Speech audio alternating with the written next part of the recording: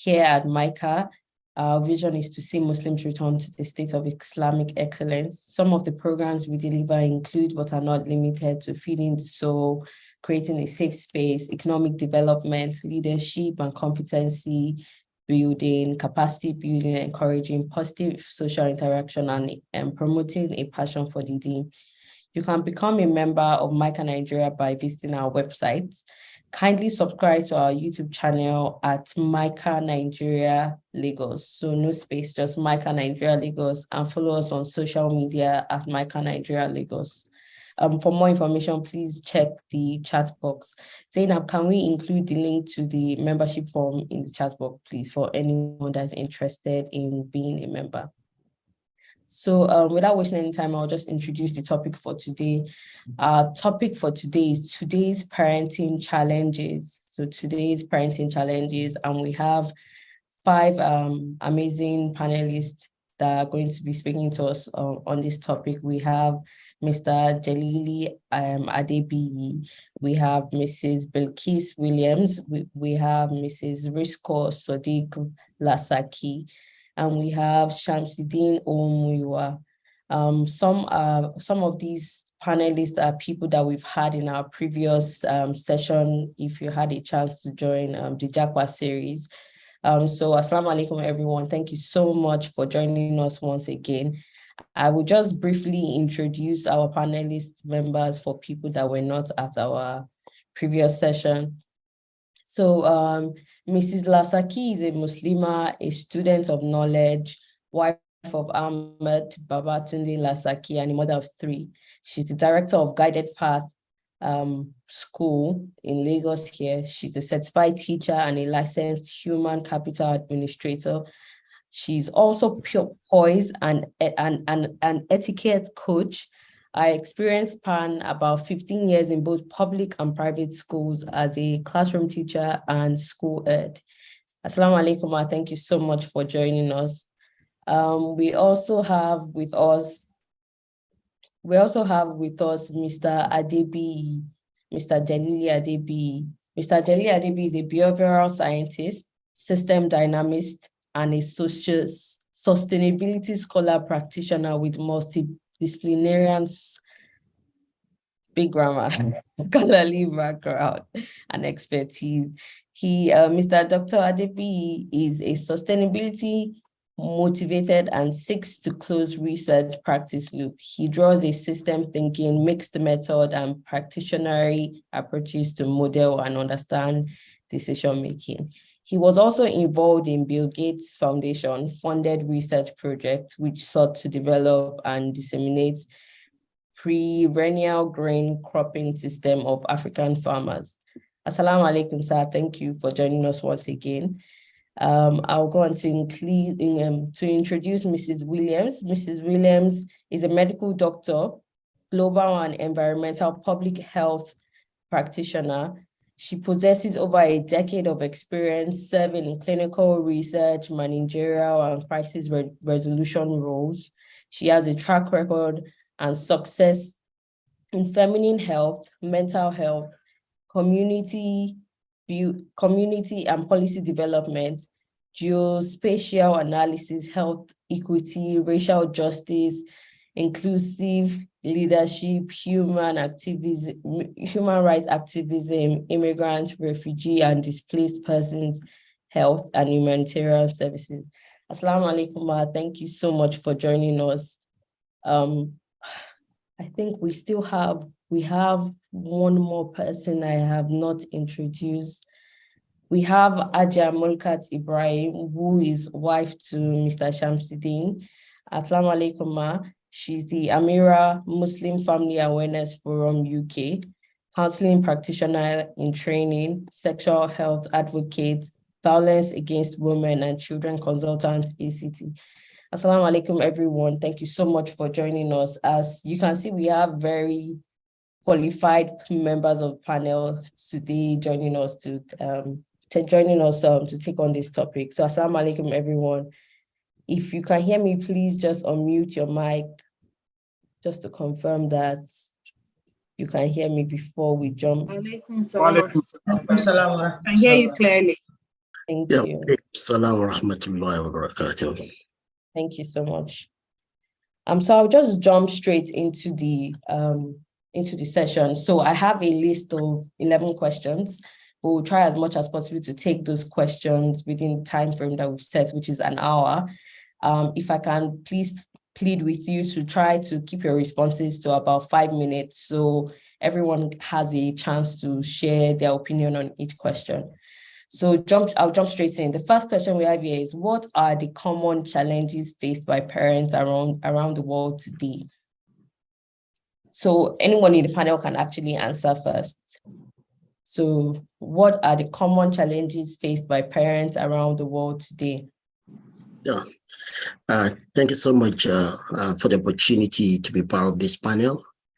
And I want to commend Micah for keeping their commitment towards educating Muslims and humanity at large about what we need to do right in order to make our world more sustainable and morally equitable.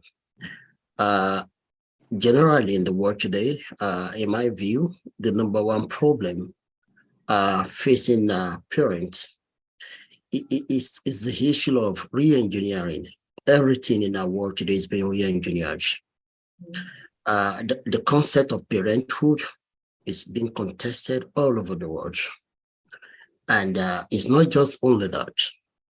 Even the contest, the whole concept of, relationship between men and men is being contested all over the world.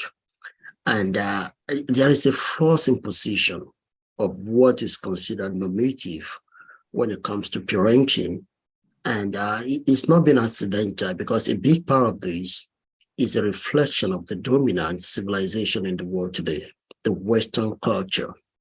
And everybody wants to do it the way it is done in the West, thinking that that is a normative way that parenting should be done in order for us to nurture children that will be smart, in order for us to nurture children that will be able to fulfill and live their potentials in time. And here I like to, be a little bit academic. When I talk about re-engineering of people's thoughts, there is a big force in the world that believes so much in the concept of social constructivism. And what that actually means is that the way a parent went about parenting, looking at it from the parenting lens, was socially constructed. And what that actually means is that it's not a thing that is expected to remain the same all through historical epoch. And it means that if you subscribe to these, then we can also re-engineer the way people think about parenting. And by re-engineering it, we need to get into the minds and occupy the minds of the people. We need to teach them how to think. We need to teach them how to enact parenting as an art of performativity within the social system, such that everybody begins to think about it the way we want them to think about it. And you begin to see that paradigm as a major challenge that evolving parents, because we need to draw a line, we need to categorize parenting, into spectrums. We have evolving parents, particularly the younger generation. One of the things they are trying to do is to break away from the way their parent did it.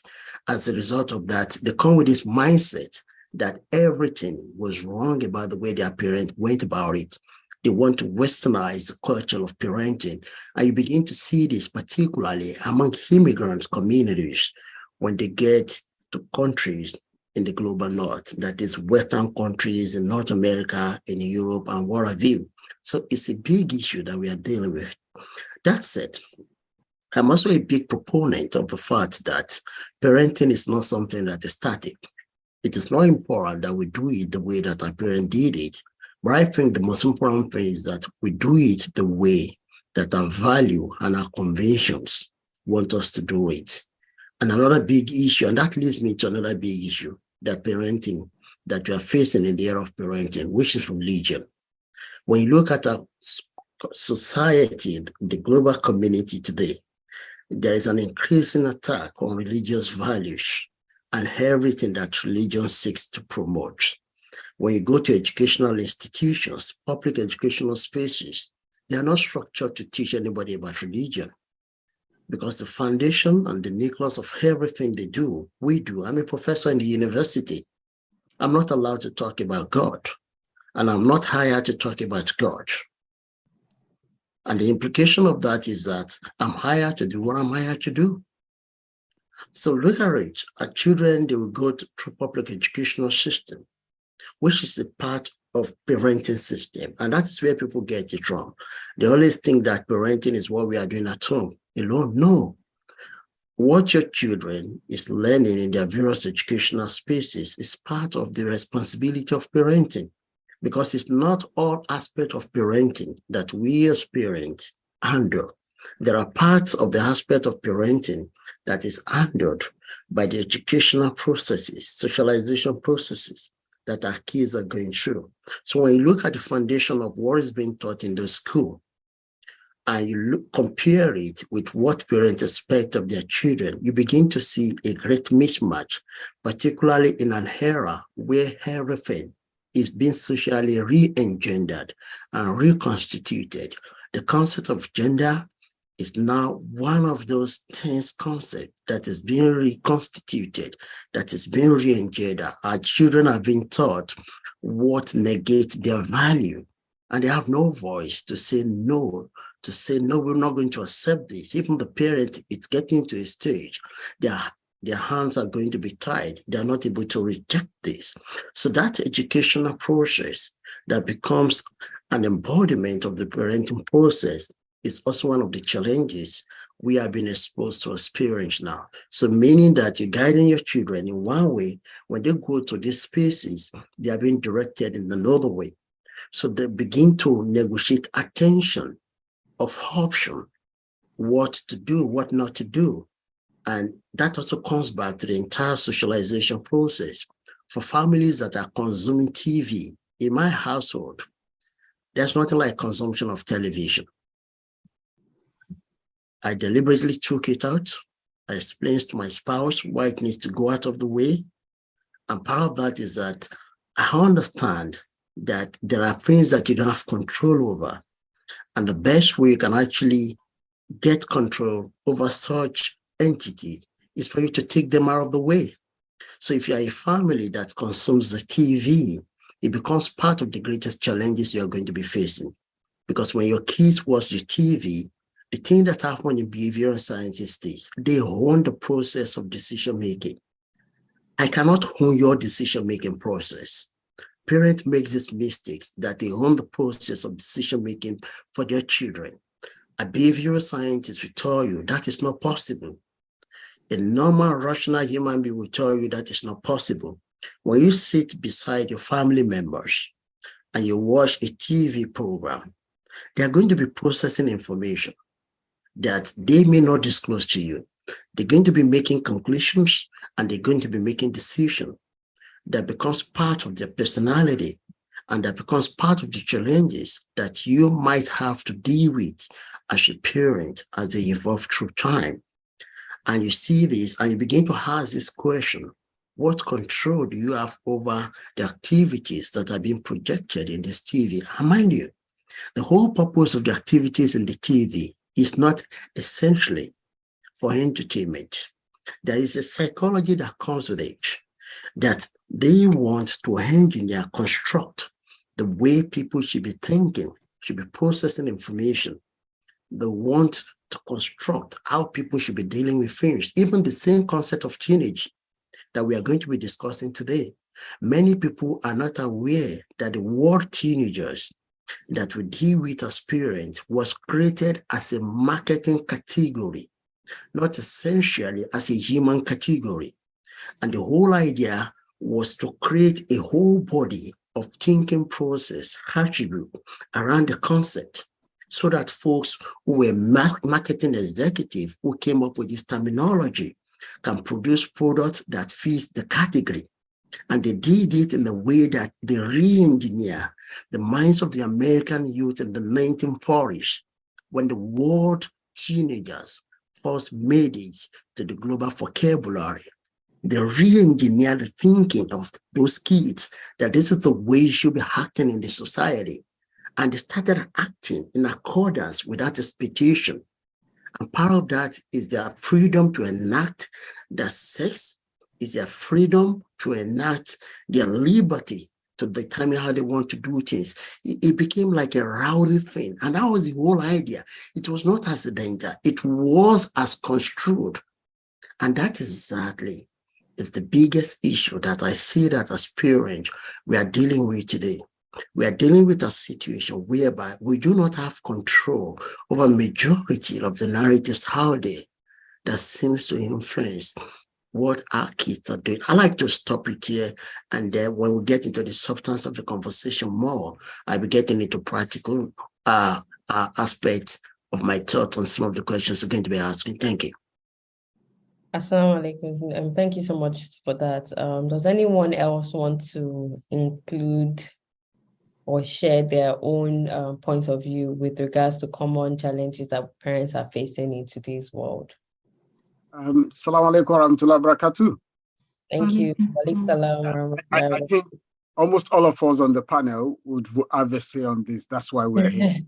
I want us to self-regulate ourselves and always time ourselves 3 minutes for each of our presentation so that we get a lot more into this discussion and our viewers can take a lot more out of it. So my brother has set us up on a very, very good tone, and I agree with almost everything he has said. From my perspective, the world has become a global village, although unfortunately, most of the parents don't understand the global village when it comes to raising children. See, as there are Doctors Without Borders, so there are parental issues that are also with, beyond borders. So you've got the TikTok phenomena where something goes viral on TikTok. A child in China, a child in America, a child in Nigeria are all looking at that possibly at the same time, and they're all implementing or practicing it at the same time. So the concept of the global village, okay, also then includes global influencers. There are people on the social media that are influencing your children wherever they are. They are probably in the corner of their room in Scotland. They have no job. They get benefits to keep themselves updated, but they've got unlimited internet resources. They can search on anything, gather material, then do their own video as if it's their own materials. They speak confidently as if they are experts, okay? They're targeting young people all over the world, including your child. So, and then there's also, and this is why a lot of these cross-border activities is impacting on parents, government, everywhere. So you've got government fighting with social medias. It happened in Nigeria. We all know when Nigeria banned Twitter, and then it happened in India. Even America is going through its own battle with the social media. You know, they are banning TikTok. A particular state in America has banned TikTok, and that's going to go through the court. So this concept of globalization, we parents first need to understand that it is a big problem for us. Now, the second big problem is liberalism or liberal agenda. This is where people just want to be free and they want everybody to be free. And the concept of freedom, in their own perspective, Western perspective, is different. A hungry man understanding of freedom is different from somebody whose belly is so full that his understanding of freedom is jumping from plane and flying everywhere in the world. So this agenda is there targeting our children, regardless of where your children are. And the Islamic value is also a hot cake. A hot cake in that, from the Western point of view, they want to douse it and kill it. They don't want your Islamic value. It is against their freedom. And that means, especially for children growing up in the West, it becomes a challenging thing to be religious, to be a Muslim where everybody is non-religious. It is becoming a very, very big challenge. In fact, it reminds me of the hadith of the Prophet where he said, Islam will be holding on to your deen. It will come to a time. Holding on to your deen is like you holding on to a hot coal. Okay? When we were at Deen Digest in those days, we used to have a picture of someone holding on to coal. It is so real today, especially within the minds of our children. And the Prophet also said that it gets to a time that Islam is a stranger and it will come to a stranger, and you Muslims should not be afraid to be a stranger. And I think these are very important issues to discuss with our children so that they understand the danger that they are in, the danger of doing away with their religion, trying to flow in, trying to be normal, where normality is no religion. And so the global village thing is come to your bedroom to influence your children. We need our children to understand the impact of globalization, and somebody speaking as an expert may really not be an expert. So, and I think COVID was a major issue where I was asking people, who are you following? Someone on TikTok saying something, what is this criteria? What's this qualification? You're using a nobody to discount what a professional is saying. And that makes people understand that because somebody is speaking with authority doesn't mean they have the authority to speak the right. Thank you very much. I'll come back on other issues. Thank you so much for that. Assalamu alaikum, sir. Does anyone else want to contribute to the Alaikum warahmatullahi Alaikum salam wa rahmatullahi wa barakatuh. Okay, it's a pleasure to be here. Alhamdulillah, and I'm really, apart from being a panelist, I'm really enjoying the discussion to also learn more. Okay, so when we're talking about the challenges faced by parents, in fact, it's enormous and it's global, because I'm yet to find parents anywhere in the world that have said that it's been a smooth ride. And I think one of the first things that is affecting parenting seems to be communication.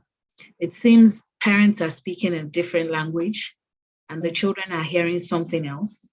And I think the reason why that is happening is because of the heavy influence of the social media, of trends, of things that they see outside of their home, and at times even within the home, that the parents communicate either unconsciously or through the things that they do without really realizing how much impact is having on the children.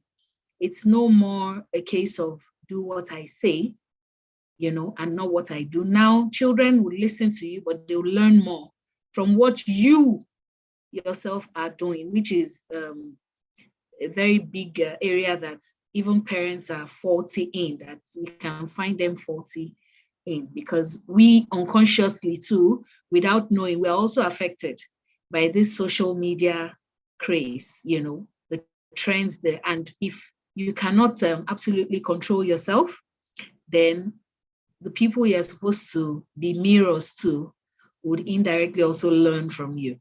Now, as regards the social media influence, it's bigger than, I'd like to differ a bit from what Brother Adebi said, because you see, apart from the television, which is the visitor in your home, the stranger in your home, you would lock doors, would lock windows, would put burglary proof, would put theft, anti-theft.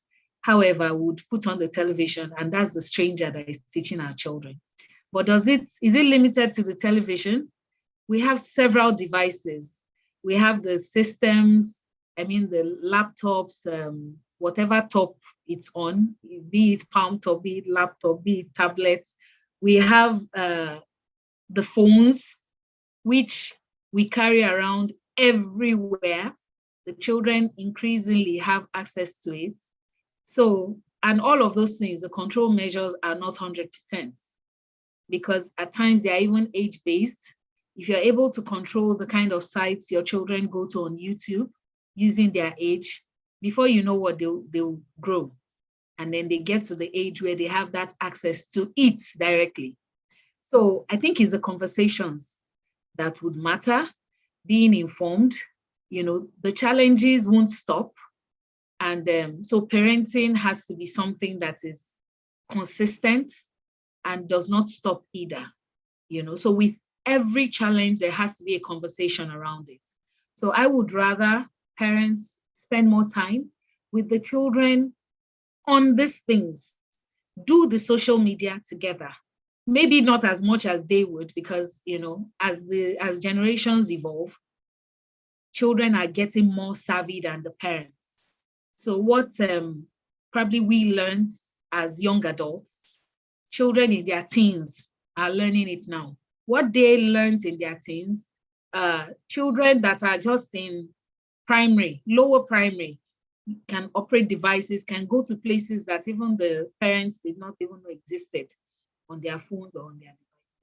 So I think with each thing you encounter, you have to have that conversation, see it as a challenge, examining more than what is on the surface. Because if you're saying something, as Brother Jalil said, it's a re-engineering. It's not just, you can't take things at face value. You have to look at those things, dissect them, and see exactly where you stand, even before having the conversation, and then be prepared to be open. Because what you would think is cut and dried, they have a different opinion about it. Your children have a different, and they would argue it intelligently because they've been trained to be thinkers.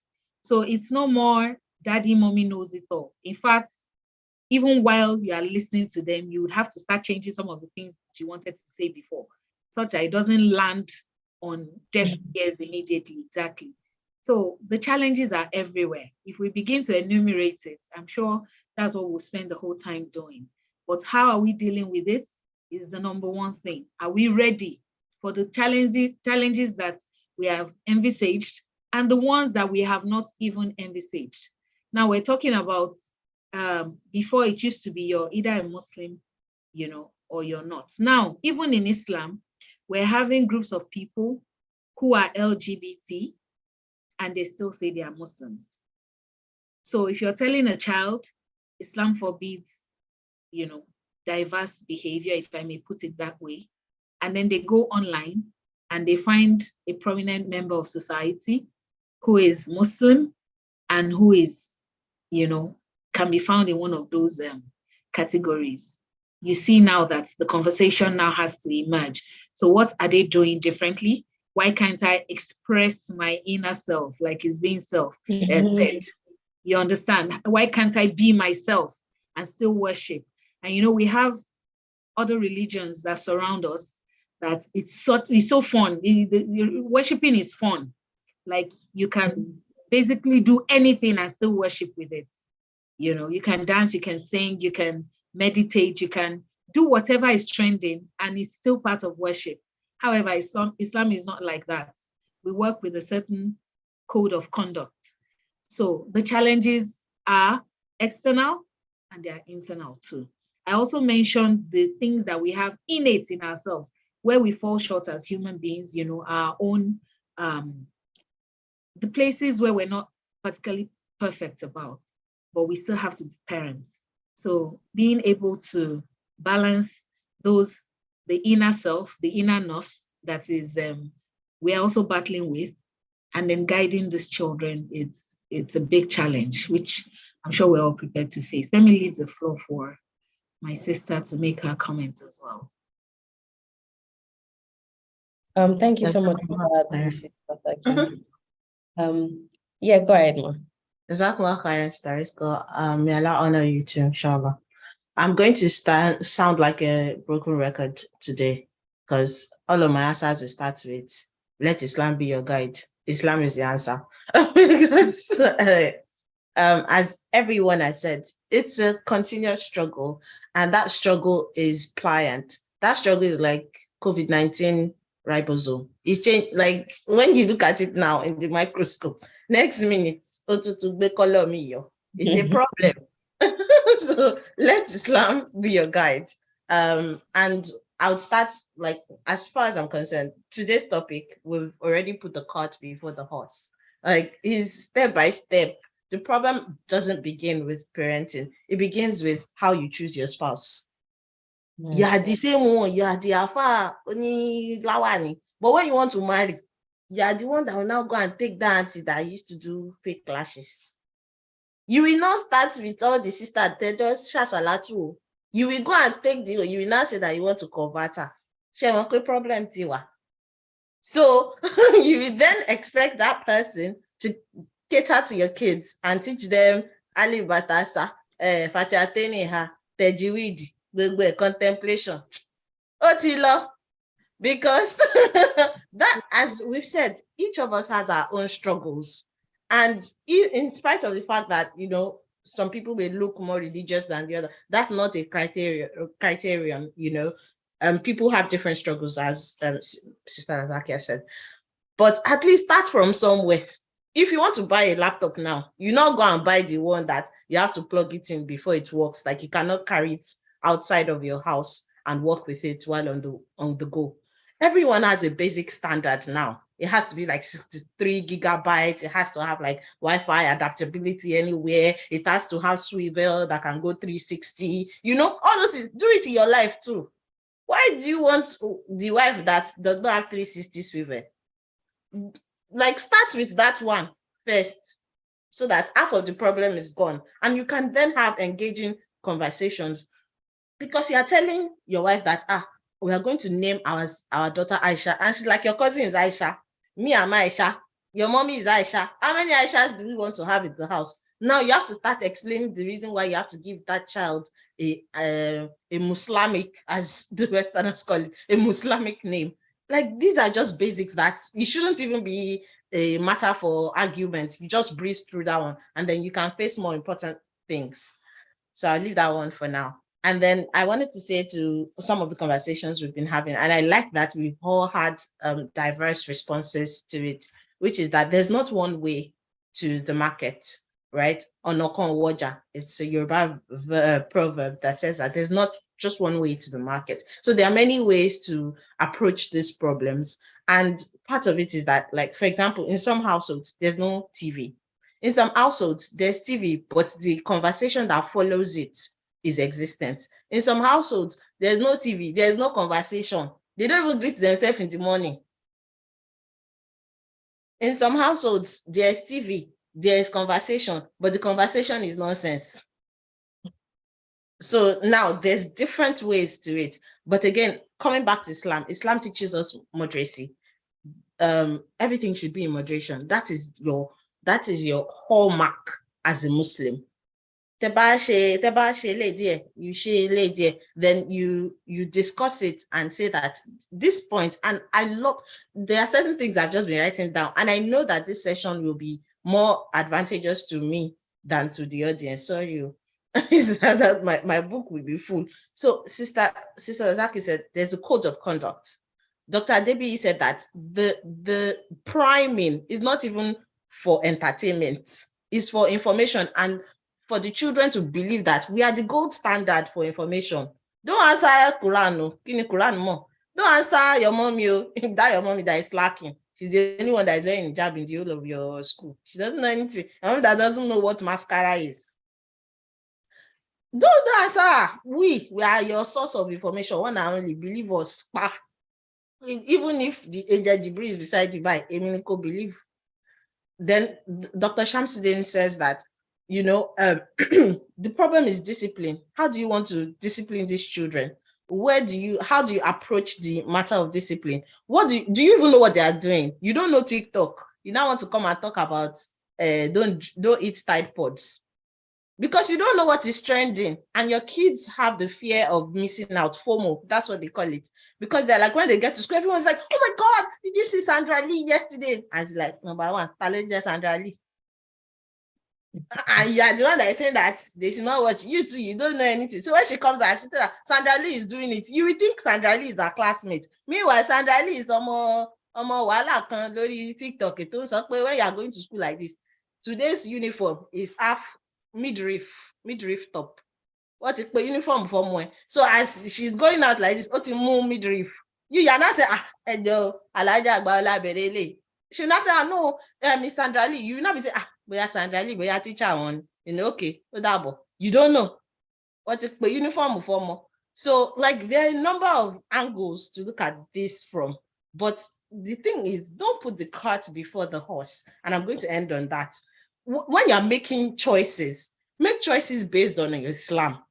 Don't make choices based on your nerves, or based on your own wants. And because it's going to transcend and trickle into the rest of the decisions you make in your life. You want to choose a wife, you not choose the alaja. You want to choose the one to when you look at her, you're like, that will be fine. But you do not remember all the other factors that will help you to become better. Because faith is oscillating. There'll be sometimes that you're afar, like, don't do this, don't do that. But there'll be sometimes that, shall parawa, koshe fisaraku. Then Alaja will now be like, hard debate. What's it law? Network, network. Then you make jest of it and you be like, then you come back, because the thing is, you're supposed to enjoy each other. It was when they said enjoy, they did not to each other towards what is good. Because you are not the only one that knows everything, and there will be a time when your own faith will go down, and then that's what your partner is supposed to do, or your community is supposed to do for both of you. You know, and they won't gossip about you. They will call you and say that spirit will want to visit. Then you know, that's it. So make the right choices from the beginning so that they'll help you in the end. Jazakumullah Khairan for all the beautiful responses that we've had on this question. I love that everyone has touched on it from different points of view. So we've looked at it from different points of view. I remember Mrs. Lasaki saying that even just making sure that you are involved with things that your children are doing, so you also understand their point of view with where they are in life at certain points. And she mentioned something about having these apps having like age range. Even with the age range now, they are even on YouTube now, where you go to YouTube Kids, there are LGBTQ shows on YouTube that are targeted at children, making it okay. And so it's really very tricky world that we're in now. I think Mrs. Mulkat has something to say. Assalamu alaikum, ma. Please go ahead to unmute yourself. Or can I just ask that this within 3 minutes so we can move on to other questions? Wa alaikum assalam wa rahmatullahi wa barakatuh. Apologies, I didn't realize I was going to be part of this conversation, but I just wanted to say, Rabbi Shirali Sadari, wa yasirli amri wa kuqdatan min lisani yafqahu qawli. So thank you very much for all the contributions that we've shared so far. But I just want to come from a slightly different point, and that is to say that there has always been globalization. If we go to how Allah subhanahu wa ta'ala created the world, and he says that he is the one that is the creator of the heavens and the earth and everything that is in it. So, and globalization has always been part of that. We are one ummah. Also, if we look at it a little bit holistically, you see, there was Jahiliyyah before Islam came. There have always been certain characteristics that is generational from one generation to another. And that was why Allah subhanahu wa ta'ala sent different messengers to different people. Now, Rasulullah sallallahu alayhi wa sallam in Medina lived with about 37 communities, and they were not all Muslims, and they lived together. So why wasn't one influence on the other more? What have we as who we are let go of to give the West, in quotes, the power they seem to have, and we keep saying it is the West, it is the West. In my perception, it appears that we're just looking for someone to give the blame to. You see, the slaves went to America or Britain today because certain people let them go, because certain people sold them, because certain people sold their values. What are our values? We probably need to start from that, because it is very, very important that we always say charity begins at home. What are we doing in the home? If it doesn't begin at home, then our children will not be able to exhibit any other thing but what they've got at home publicly. Also, if we look at the woman in the market, we're talking about social media. And I know that in Nigeria, there's so many people who do not have access to that social media, even as we speak. They can't even afford it. What about them? Or are we just looking at a set of people? Now, with freedom, Allah subhanahu wa ta'ala did not give freedom of choice to the angels, but he gave us. So are we saying we want to take freedom away? If we're taking freedom away, where does it sit in our deen? Do we have the right to take freedom away? Or do we want to turn it around and say, knowledge is from credit to debt, and that a Muslim finds it, you pick it where you find it. You know, Rasulullah sallallahu alaihi wasallam, another thing I want to go back to is with our values. When Rasulullah sallallahu alaihi wasallam was called Al-Amin, there was no religion, but yet he was the truthful. So without religion, there were people who knew him as the one who is truthful. So it wasn't religion in particular that mentored him. So what are we doing? How are we contributing to the society that we live in? What are the things that we are feeding our children? Finally, we're talking about parenting. What about the children themselves? Who is their spokesperson? We brought them into the world. They don't have a choice. Do they have a choice in the way we have raised them? They carry on and mirror the things that we've introduced, we put on them. Their locuses of evaluation are based on the things that we fed them with. You know, our children have, you know, I just want to put myself in the space of a young person who, for instance, my father is my father, my mother is my mother. I have uncles who are my parents. My teacher has parental role. My pastor, my imam, the parents of our friends have that parental right. But what are their duties to me? And I'm meant to obey all of these people, and I'm accountable to them. That in itself is what is daunting. So I think, and honestly, I respect everybody and what we have shared, but we need to go back to who are these people that we are raising as children, and what is the confusion that we are placing on them, even as we want to raise them with that good intention.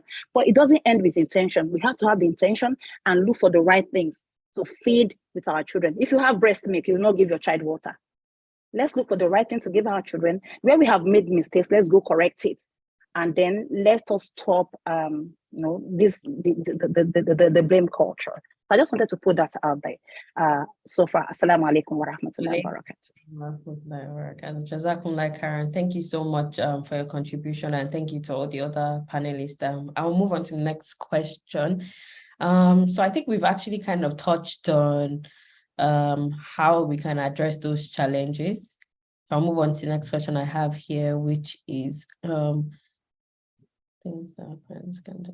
So what are the important things that you would say a parent in this time can do to raise a happy and healthy child? So I mean healthy, not just physically healthy. So I mean spiritually, emotionally, mentally healthy children. Yeah, I mean, I think that's a very brilliant question, and it dovetails the contributions by all the panelists. And I think it comes back to what Dr. Beckis Williams alluded to, the foundation of everything. The choice we make as spouses is an embodiment of whether we are setting up our home to do just exactly this or not. And that said, we may equally make the right choices and things might actually go wrong. Because one thing with human beings is that we are bound to change for one reason or the other. You might make the right spouse choices and things might decide to go haywire in the process of the marriage. But that won't be discounting or dismissing the valid point raised by Dr. Beckis, that the foundation for us to raise healthy and happy children is actually in the choice of our spouses.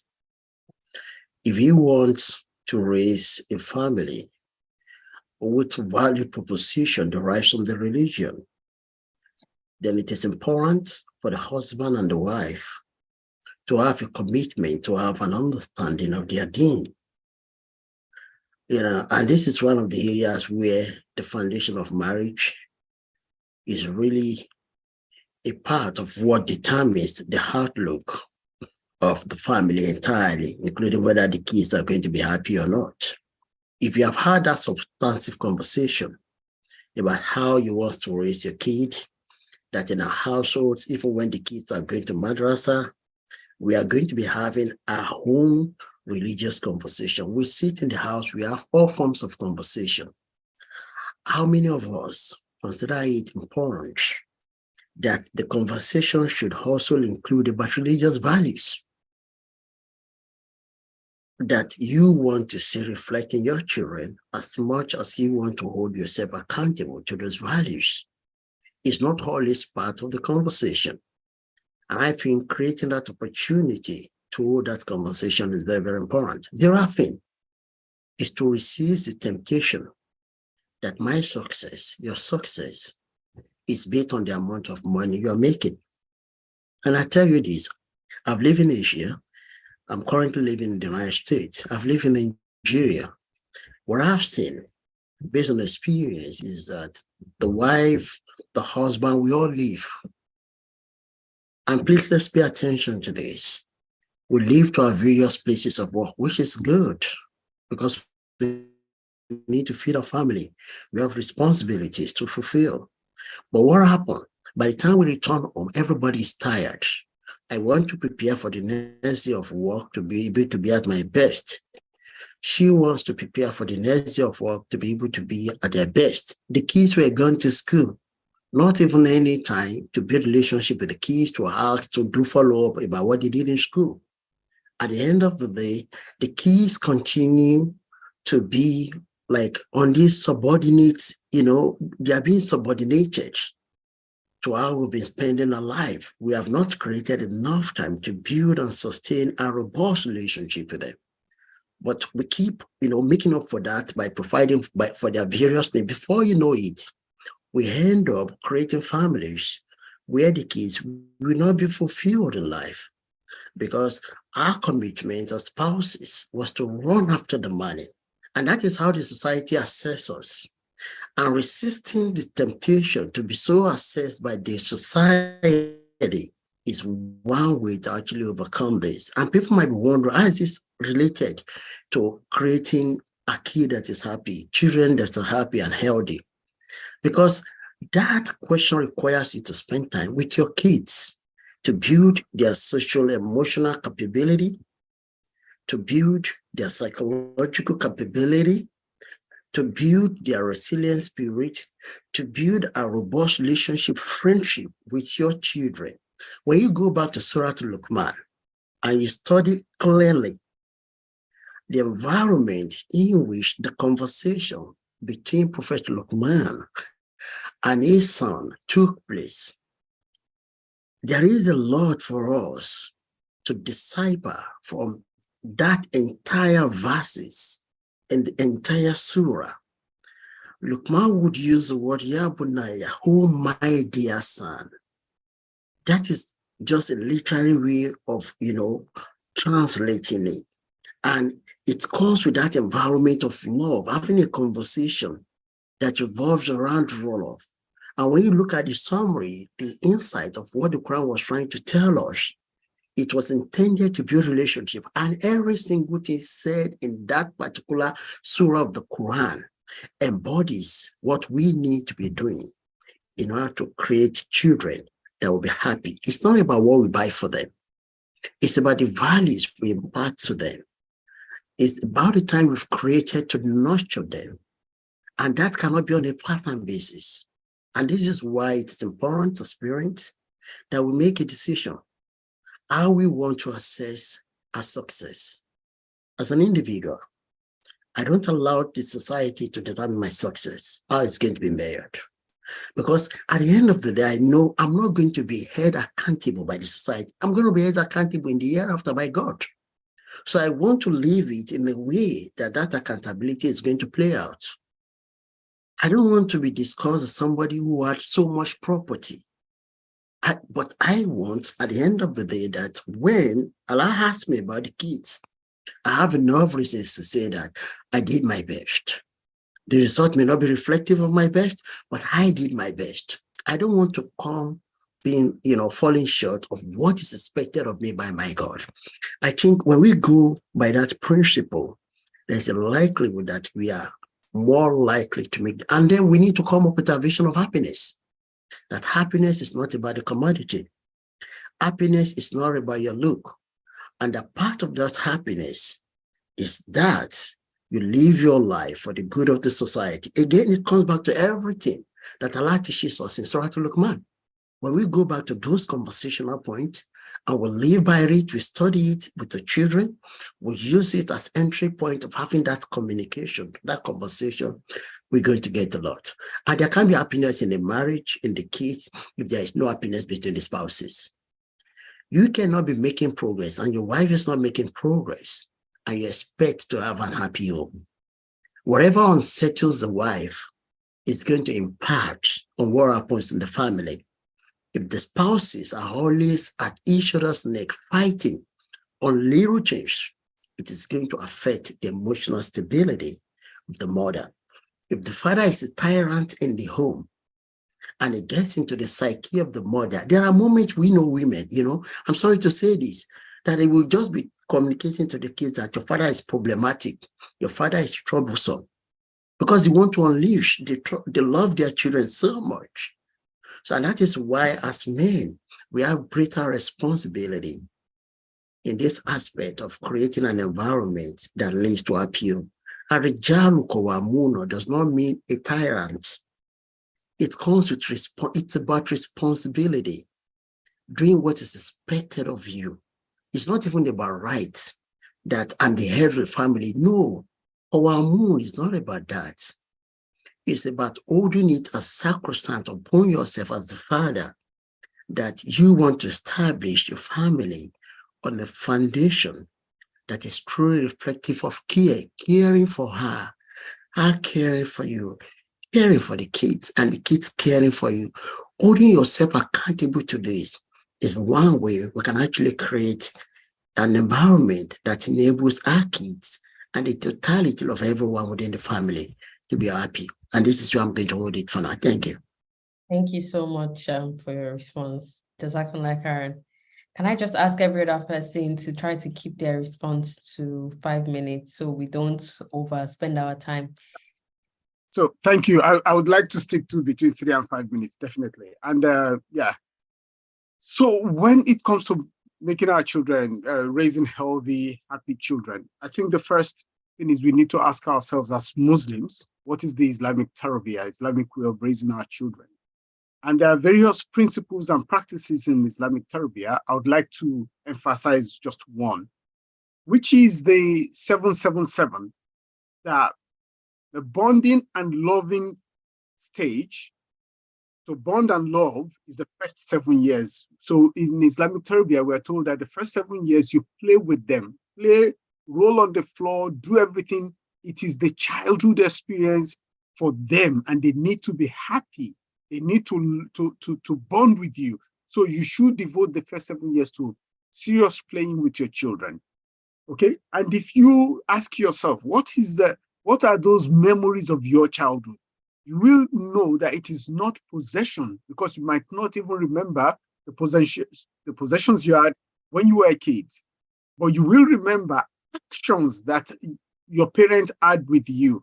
I remember cases where I come from school, my dad is on holiday and he uses apron, he's making our lunch for us.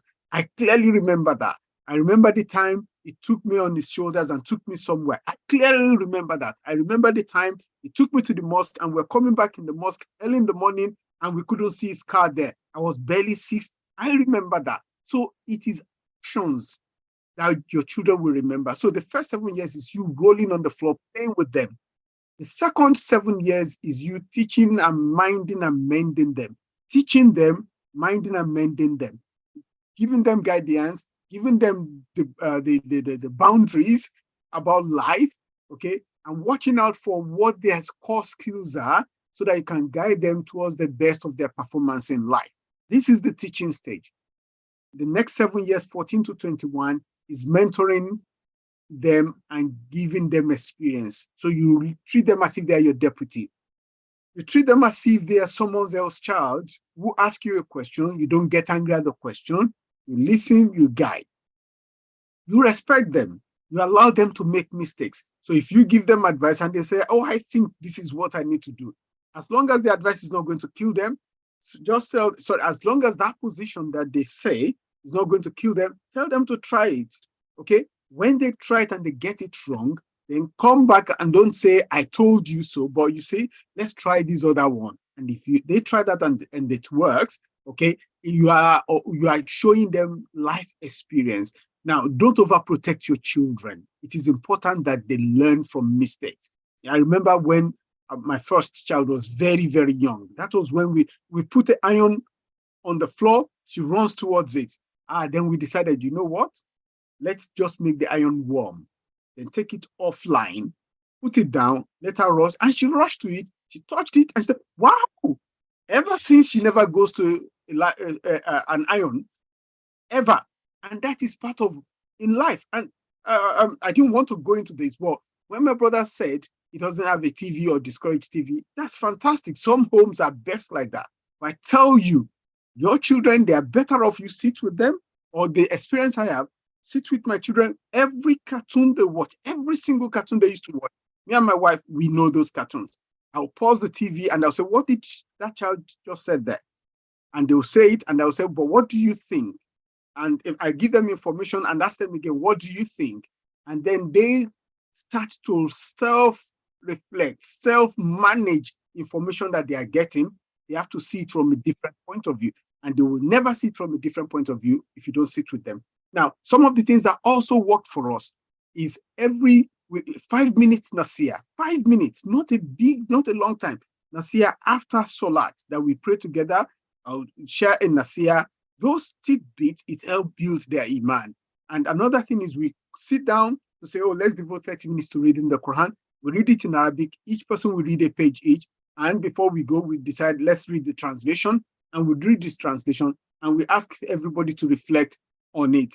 And another thing is you have to have a balance between educational achievements, that's academic, and their moral personal discipline. And so when in school, you pay attention to these two, and at home, you pay attention to these two. Don't give, and also a balance between Islamic education and secular knowledge. Don't give emphasis to one over the other, because your children might rebel in future, thinking that you narrowed their life one way, and therefore they're going to rebel as soon as they have the opportunity to do that. Teach your children to be conscious of the akhirah and teach them to be able to navigate the dunya very well. I'll stop there. Thank you. Karen, thank you so much. Does anyone want to, Mrs. Lasake, I can see already. Okay, as I said, I'm enjoying the conversations, and let me just add one or two things. So we're talking about what parents can do to ensure that they have happy and healthy children. Yes. So one of the things that I think is very important, and which some of the responses I've covered, is spending quality time with children. When you say someone is rich, it doesn't necessarily mean that person has abundance of money. You know, the fact that I have my parents here, I spend time with them, then your children will feel like they own $1 million. They may not immediately realize it, but when they have conversations with friends or something happens and they know that they can reach you, they can speak with you. You are not just blanking them out because you can be at home. It's not now physical, if I may say. You may be at home with them in this era of working from home, and you won't have time for them. You won't have time for them. You'll just be there, and every single interruption is met with, but you can see I'm busy. What part of I'm working don't you understand? And then these things happen at times when maybe the child just needs you at that time and you're there, but you're not there. So quality time, whether you are there physically or not, which means even children that are away from home in the boarding houses, even children that have gone off to the university, let them know, even though those ones have an habit of not responding to messages. But what I mean is let them know you are there and let them know they can reach you. Now, there's also something that at times is cultural. And I know Yorubas are not, well, maybe I would say this falls mostly on the men because they are not really wired to give compliments. They are not wired to show appreciation verbally. In fact, if you have that discussion, they'll say, but you know I appreciate you. Don't just know. Tell that child. Let's give them compliments. Let's tell them when they are good, because we don't fail to tell them when they are not good. So when they are good, please let's tell them. It will make them healthy and happy children. Health is not just about the child can run around, mentally healthy and physically healthy too. So when we appreciate their small wins in their lives and make them know that, let me use an example. of one of my children. You know, our parents used to say Okomi, you know, and they would call us our Orukoriki. Some of this culture is going away. And then one day my son does something. I say, Okomi, and then he looks at me funny. And then he says, is Okomi not my husband in Yoruba? He was asking me for clarification. And I said, yes, but I used it in another context, you know. I mean it as an endeavor. And I went on and on. And then he said, oh, okay. And then I saw him thinking, you could practically see the wheels in his head turning. And he came back and he said, Mommy, you know what? I'd rather you don't call me. You don't call me or call me anymore. I'm not your husband. Like, look at this young man. I'm just trying to, but you know, we may do these things and they may not get it. So I've stopped calling him that, obviously. I've looked for other things that would appeal to him. So when we do these things, they have this confidence that cannot be bought. No matter how many build your confidence classes, no matter how, you know, feel good, feel on top of the world things we register them for. That's one that you are giving them. That's the most important. So appreciate them and let them know that, you know, they are important in the scheme of things. Then there's one vitamin that is very important to the health of our children. And that vitamin is vitamin No. That vitamin is very important because children these days, they get too much yes. They want to do something, yes. Because you want to, you know, we just said appreciate them and all of that. Then we overcompensate. And then a child that grows up not hearing no will get, let's even start from getting admission into school. And then something happens. JAMB, it could be WAEC, it could even be the parameters are broad, and then they don't get what they need. And they're like, my life is over. I'm not useful to myself. And that's why we have increasing cases of suicide and all of these things that are happening, depression, and because even your child does not know how to take no. They will cry, they will be sad, they may not even talk to you, depending on the ages of the children. Some will say, I remember some, you know, people of my maybe set and older, some of them would say they didn't think their mothers were their mothers because of tough love. Well, we could say some of the mothers overdid it. So find a balance. Tell them no once in a while. It's not every time that they want to go to the cinemas that they have to. It's not every time that brings something back. Even when you don't have money, you know there is no money. Like children, I tell them, we can't do this. I don't have money. I say, go to the ATM. Because they just feel there's going to be money. Are you not the parents? Some will even tell you, but it's my right. I don't know if any of us have heard it before. Yes, a child will come and report, a parent will come and report the child to me at the school that, imagine what this child, I'm not happy. And I'll call the child that, your mom said it's not the right time. Your dad said doesn't have the phone now. Why are you being difficult? Because he said, but it's my right. It's my right as a child for them to take care. And I'm looking at the child. It's because they've been getting it every single time they ask. So let's just try to, you know, refrain from throwing money at problems and trying to overcompensate by saying yes all the time. Or daddy wants to show that, you know, good cop, bad cop. They want to be the good cop all the time. So when mommy has said no, then the child just goes to daddy and says, but mommy, you know, mommy is always, and then say, okay, you know what? Okay, go and do it. I'll talk to your mommy. No, you are damaging the child more than you're preserving the child. Then choose your battles. How to make happy and healthy children. Choose your battles. You won't win all the time. You may be the parents, but allow the children. They are thinking beings.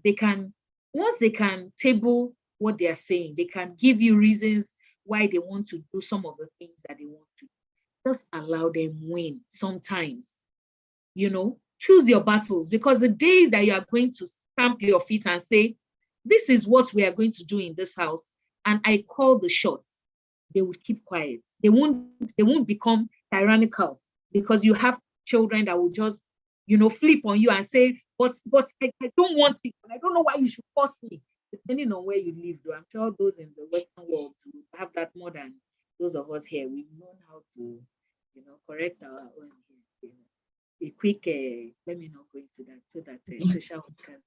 But what I mean is, we may have a bit more control here because the parent is still given the superior role as far as I know in Nigeria. But just let them know that they can also make decisions once in a while, so that when you now decide to put your foot down, your word will be respected. I also want us to talk about, the aspect of Islam in all of these things we're saying. How to be happy and healthy. It has a lot to do with contentment. It has a lot to do with a child knowing that this is what I have and I'm okay with it. So we that run educational institutions, like in my school, it's a primary school, but you see children fasting. And you see a parent that says, you want to kill these children, they are too. And I'm like, no, forcing and allowing a child that wants to fast. They are two different things. So what have you said to the child about fasting? How are you preparing for the fasting? How are you, making it? What are the things you are telling the child? So you find children these days who will even be the ones to say, I want to fast. You will find 9, 10-year-olds, they will finish Ramadan and fast sit Shawwal. It's fantastic to me. It's something that being used to. People used to be forced to practice their faith. But because we're allowing the children, they are growing healthily, mentally. They know that they can be content with what they have. Fasting will teach them refraining from something you love so much. And all these little things, they have bigger effects on the child at the end of the day. Then, do we talk about the promises of Jannah as Muslims? We have the hellfire factor. The child does something wrong, tells and he says, liars go to hell. Allah will not be pleased with you. Or the child does something and he says, Enoch, or someone, they see something bad characteristic outside, and we are quick to call on the Quran and talk about reproach, but we also tell them often about the good things that await the believer? Do we also remind them of how Allah is going to reward them for what they've done? When they say, I've done something, won't you buy me something? Do we remind them that the reward you are going to get from Allah is just more than what I can give you? The promises of the good things in the Quran. There was an analysis some time ago, I don't have the specific figures, it was done by a Briton, and he said that if we analyze the Quran, the places where punishments is mentioned, the places where the trials of fire, the places where constitute just about, I think, was even less than 10% of the Quran, and the places where Allah is promising us of good things. He's telling us that if you do this, we'll reward you with this. He's telling us the things that will come for someone who has seen the world as a place that is just that we're just passing by, and the bigger home is somewhere else. So let's also tell them about these things, so that when their nafs comes, which it will, because even adults are affected, and when that thing is telling them, just do that thing because you want to. People will say, I just want to be myself. Allow me to. And they say things like that. And I just smile, because you want to be yourself. At the end of the day, you are going to hate yourself for being yourself. And a lot of people who have, for instance, transited from being straight, if I may use that word, to one of these other, things that they changed to, years down the line, you find out that they are the saddest people, because they will say, I wasn't thinking it through, and the system just encouraged me. And before I knew what I didn't really prepare to be. So let's just try to tell our children during all those times that Brother Shamsidin mentioned, the alcohol in the house, the having, praying together. Let's remind them of why we do those things. Why don't we seemingly have so much fun? Why can't we just do things as we like? Why can't we just express ourselves and, without any case? Because we're Muslims, and that is the why. That is the cause there. Because we're Muslims, and we may seem strange, but what is coming to us is better than what we have now. Let me leave the floor for my sister.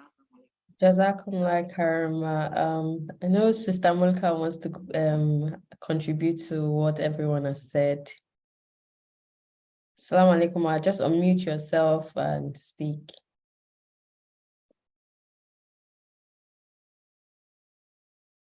I think she's having difficulty unmuting herself. Okay. Could you unmute her? Maybe. Yes, from I'm trying. Okay. Thank you very much. Assalamu alaikum wa rahmatullahi wa barakatuh. Can you hear me okay? Yes, we can. All right. I just wanted to add to taking it on from some of the things that Sister Rizkar has mentioned, and that is about time, quality time. And this is just my perspective, and apologies in advance if I'm going to be offending anybody. I think it is important as mothers, Rasulullah sallallahu alaihi wasallam told us that we are going to account, so it's definite, right? We believe that Allah is haq. Rasulullah sallallahu alaihi wasallam is haq. Al-Jannah, Jahannam is all haq. This dunya is haq. So the words of Rasulullah sallallahu alaihi wasallam, all haq. Do we all agree? Alhamdulillah. So Rasulullah sallallahu alaihi wasallam says that mothers are going to account for their children and the property of the husband. So it means we are going to be held accountable for our children. So what I say, and this is just my perception, is that I've lived in Nigeria, I lived in the UK. I see people who live their lives for 10 years. Women, they're not Muslims, they stay with their children and raise them from those very foundation years. But I know that in our culture, oh, she's not working, she just wants to live off my son. It gets to us, it shouldn't, because you see, we are going to be accountable to Allah subhanahu wa ta'ala who created us. So first of all, my challenge is to women, because you see, Allah is in his mercy, named the womb Rahma after one of his name, and we are the ones that carry the womb, and the children come from that womb. And we talk to children, they say, talk to your babies, talk to the pregnancy. If they can hear us, why can they not now hear us again after they've grown up? So we have a huge responsibility, and we need to go and reprioritize and focus what will benefit us in this world and in the hereafter. Do not forget, Allah tells us in the Quran that save yourselves and your family from the fire whose fuel is men and stones. It starts from that time. We need to teach our children kindness. Rasulullah sallallahu alaihi wasallam, what he said to the man, he said, the man who has how many children has never kissed them. He told him to go back and kiss them, because Allah is merciful. When you are merciful to those on earth, Allah, the one who is in heaven, is merciful unto you. How do we teach our children kindness? If you are an absentee mother, and I'm not saying this because I want brothers to go and intimidate their wives at home. We mothers have a major responsibility. Paradise cannot be at your feet for nothing. You must earn it. It's not automatic that I'm your mother, you have to do this. Have you earned it? That's why we have zakah. You earn a salary, zakah purifies it. What have we put forward for our children, for our hereafter? Did you teach your child ABC? If you taught your child ABC, you are the one that taught that child English. If you teach your child 1 + 1, you are the one that, if the child becomes a mathematician tomorrow, they will only reward it. If you teach your child Alif Ba Tha, all the Quran that the child will read, you get the reward. So how are we looking at our roles as parents, as mothers? Is it until you earn a job when you are out there? We can earn what we earn at home. It's a lot. And I still say this is just my entire perspective. We need to look at that time, what we call quality time. Teach your children how to pray.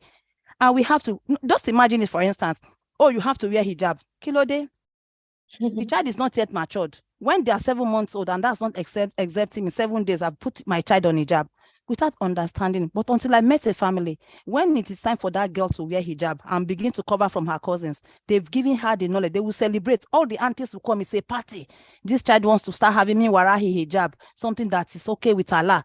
And the child begins to use the hijab at the right time. Your child does not pray at 5, you are smacking the child. Is that what Rasulullah sallallahu alaihi wasallam taught us? So we need to go back to reparenting ourselves first of all, because what we don't have, we can never give it, even no matter how much we try. We don't have it, we can't give it. So the result will never always be the same. Now, I just wanted to say that we also need to respect our boys. When your child is menstruating, call your son and tell them. Tell your boy where the sanitary towel is. So your child begins to respect the sisters and women around them. And the child knows that when I have a job tomorrow, when I become an employer, I know that there were certain times of the month that my employees, the females, will be feeling a bit funny. Teach your child about privacy. The privacy is in the Quran. There's nothing that is not in the Quran. Surah Al-Kahf tells us that Allah has given us everything we need, but we are just quarrelsome. So there's nothing we want. So we mothers should go back to the Quran, make it also before we go and ask any other person. Now, you see, when going back to our boys, when you have respect for privacy, the Quran tells us when our children can come into us. And that goes with the way we are tired. The same thing with our children, our girls, our boys, the way we raise them. You bring all the uncles into your house and all of them begin to sleep on the same bed. Where does that happen? Even in this UK, they tell you that when your children are certain age, they give you different rooms, council houses. And this is all in Islam. So when we don't do the right thing, 1 + 1 can never be equals to 3. Whatever is anything plus or minus Islam, we never and can never be equals to Islam. We need to first of all get that act right. And whatever we do, fi sabilillah, wallahi lazim and kabamon, but will not get it wrong. Rahman. Finally, I just wanted to say that Allah has told us, when Allah talks about LGBT, that people went after people, one of the prophets, let us not go into the story. All these things that are happening are a manifestation. They are a manifestation of what Allah has said in the Quran. Go back to Surah Al-Lahab. Allah revealed that ayah. And for 10 years, he was alive. He couldn't change it. Because it's not changeable, it's the words of Allah. So whatever we see right now, we are not going to fight it because Allah subhanahu wa ta'ala, it is a manifestation of the scriptures that is our scriptures. So if we teach our children Latilewa, you don't have to, it doesn't have to happen before you give them the information. We do Quran with our children normally as parents, we teach them. They will get it. They would have asked us those questions and we would have sorted them out. We spend a lot of money on doing lessons, science lesson, math lesson, English lesson for our children. How many lessons do we do for them about morals in Islam, about the way they should live their lives, about the adab of Islam, about where you wear your clothes, about why you eat with 3 fingers, about why you have to finish the plates? How many do we give our children? What do we tell them about how, or if the house is untidy, there are genes, this is what they eat? How many of the dua and fortress do we teach them? Well, we memorize the Quran, fine, alhamdulillah, rabbil alamin, but does that make us saints? We not emphasize Eloha Quran, Eloha Quran, Eloha Quran. Moha Quran until they don't know the meaning, they don't know how to live it. Are we not emphasizing that we should not emphasize? You can do the right thing in the wrong way, my dear brothers and sisters, and that does not exempt me. I'm not trying to be sanctimonious in any way, shape, or form, but I know that one thing we always do in our house is that my children can tell me anything, and when I say anything, I mean anything, and they know that if they steal from the shops last month and I get to know this month, I'll take them to the police station. They know that already. They've known that Latilewa. So we have to be clear. Rasulullah sallallahu alaihi wasallam, I'll go back to it, was known as Alamin. What is our truth? And just Sister Bilikis, I just want to say something about the fasting. Shadi, I met a 9-year-old a long time ago, and I said, come and pray. She spoke Arabic. I didn't understand that. Why am I forcing her to pray? Fabi ayyala rabbikuma tukaziban. Allah exempts me. Allah made it a mercy for me to pray, not to pray. This woman is telling me not to pray. She said, I'm not old enough to pray. I'm not going to pray. When it's time, I will pray. Just look at that understanding of Islam. We are too harsh. We are too combatant. You want to die. What's your problems? Let us step away from it. Let us reparent ourselves so that what Rasulullah sallallahu alaihi wasallam was a living Quran. And then without talking, he was a living. People became, I made examples. People became Muslim by his character. One leg monetize. He ran away. The angel came, what do you want us to do for you? He said, no. He took mercy. He said, no, perhaps. How many of us are merciful? How many of us can live with kidnappers, murderers, thieves? And I will tell you one thing. If we cannot live with them, go and check the Surah or Surah to Yusuf. One child, 1, 2, 3, 4, 5, 6, up to 10 children tested that man. They came from his body. And he cried until what? He became blind. So Daibiru. And yet Allah tells us, do not let Okwebi Kotoweni of us, ja. How many of us would ask, what is kinship to us? Don't talk to that auntie, talk to that uncle. What do we model? How can you model that? How can you model the opposite of what you expect? And that's why I go back to mothers, please go and take care of your home. And parents, please, whether your child is in UG1, 100 level in university, or marry, please let her marry. It is not the education that makes the marriage. Because our children back home in Nigeria also have 2 personalities. They live one way with their parents and their parents' friends, and they do something else in the uni. Is that what you want? For them to fear you and not Allah subhanahu wa ta'ala? For you to become a God that you didn't know you are? Let us fear Allah. And that is the most important. Above all, let us involve our children in our prayers. Rasulullah that there's no prayer that you, a Muslim, says that is not accepted. It's either you say it, he gives it to you right here and now, or he moves it a little bit forward, or you get it in your Malkiyama.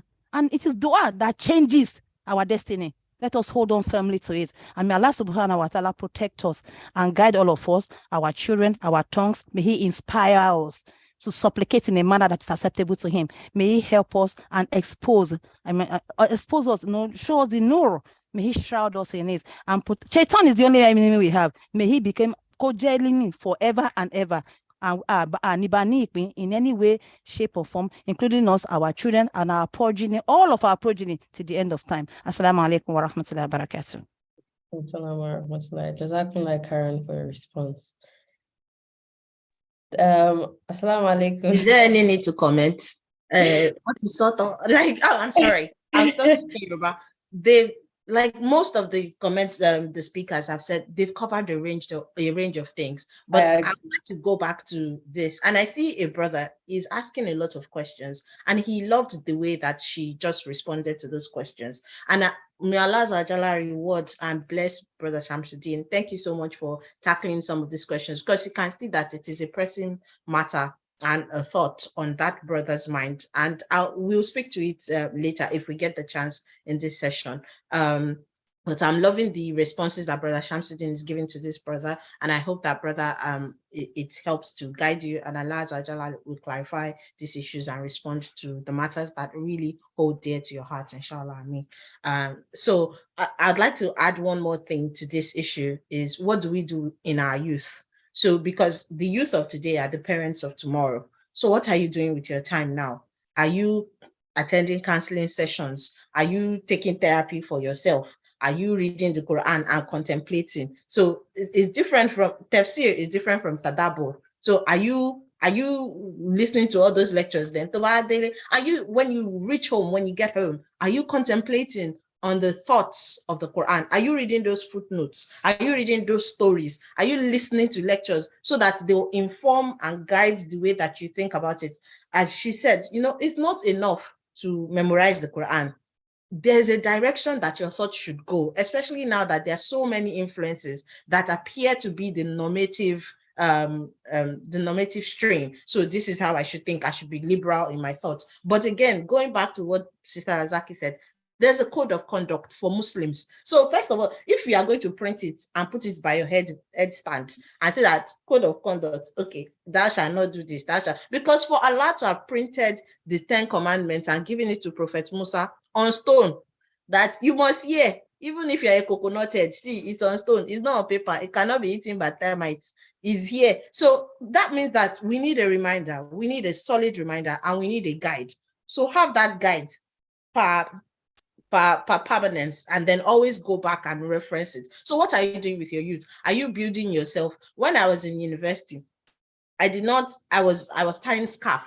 Oh no, when I first came into university, I was a tomboy. So if you had seen me, I used to wear doggy chain. I used to have punk. I used to have collar, and I used to have tank tops and baggy jeans. That's what I used to wear. First semester, that's when I became a true original Muslim. And my mom was like, wow, I can't believe it. So I'm now the one that is converting. So my parents are Muslim, but they were not like the hijab wearing type. Did you know that my mom is now an alaja? She covers her hair. She's the one that buys scarf for all the children that want to start covering in the Adugbo. And my mom is the one that when she makes her hair, people used to wait for her at the entrance of the estate. Oh my bad, because they want to see the style that she made. And she covered herself for the fear of Allah. It's not from her own. She was a Muslim. She used to take me to the Arabic school. She would teach me when I went to boarding school. Don't, anything that you do, please don't become a lesbian. Allah detests it. But through our offspring and through our prayers that she has prayed that, yeah, Allah, guide this child that I've given her to you. Allah then guided her again through me. And then Allah is now guiding me again through her. Because it's a cycle. This thing that you are doing, this parenting, is not for your children, it's for yourself.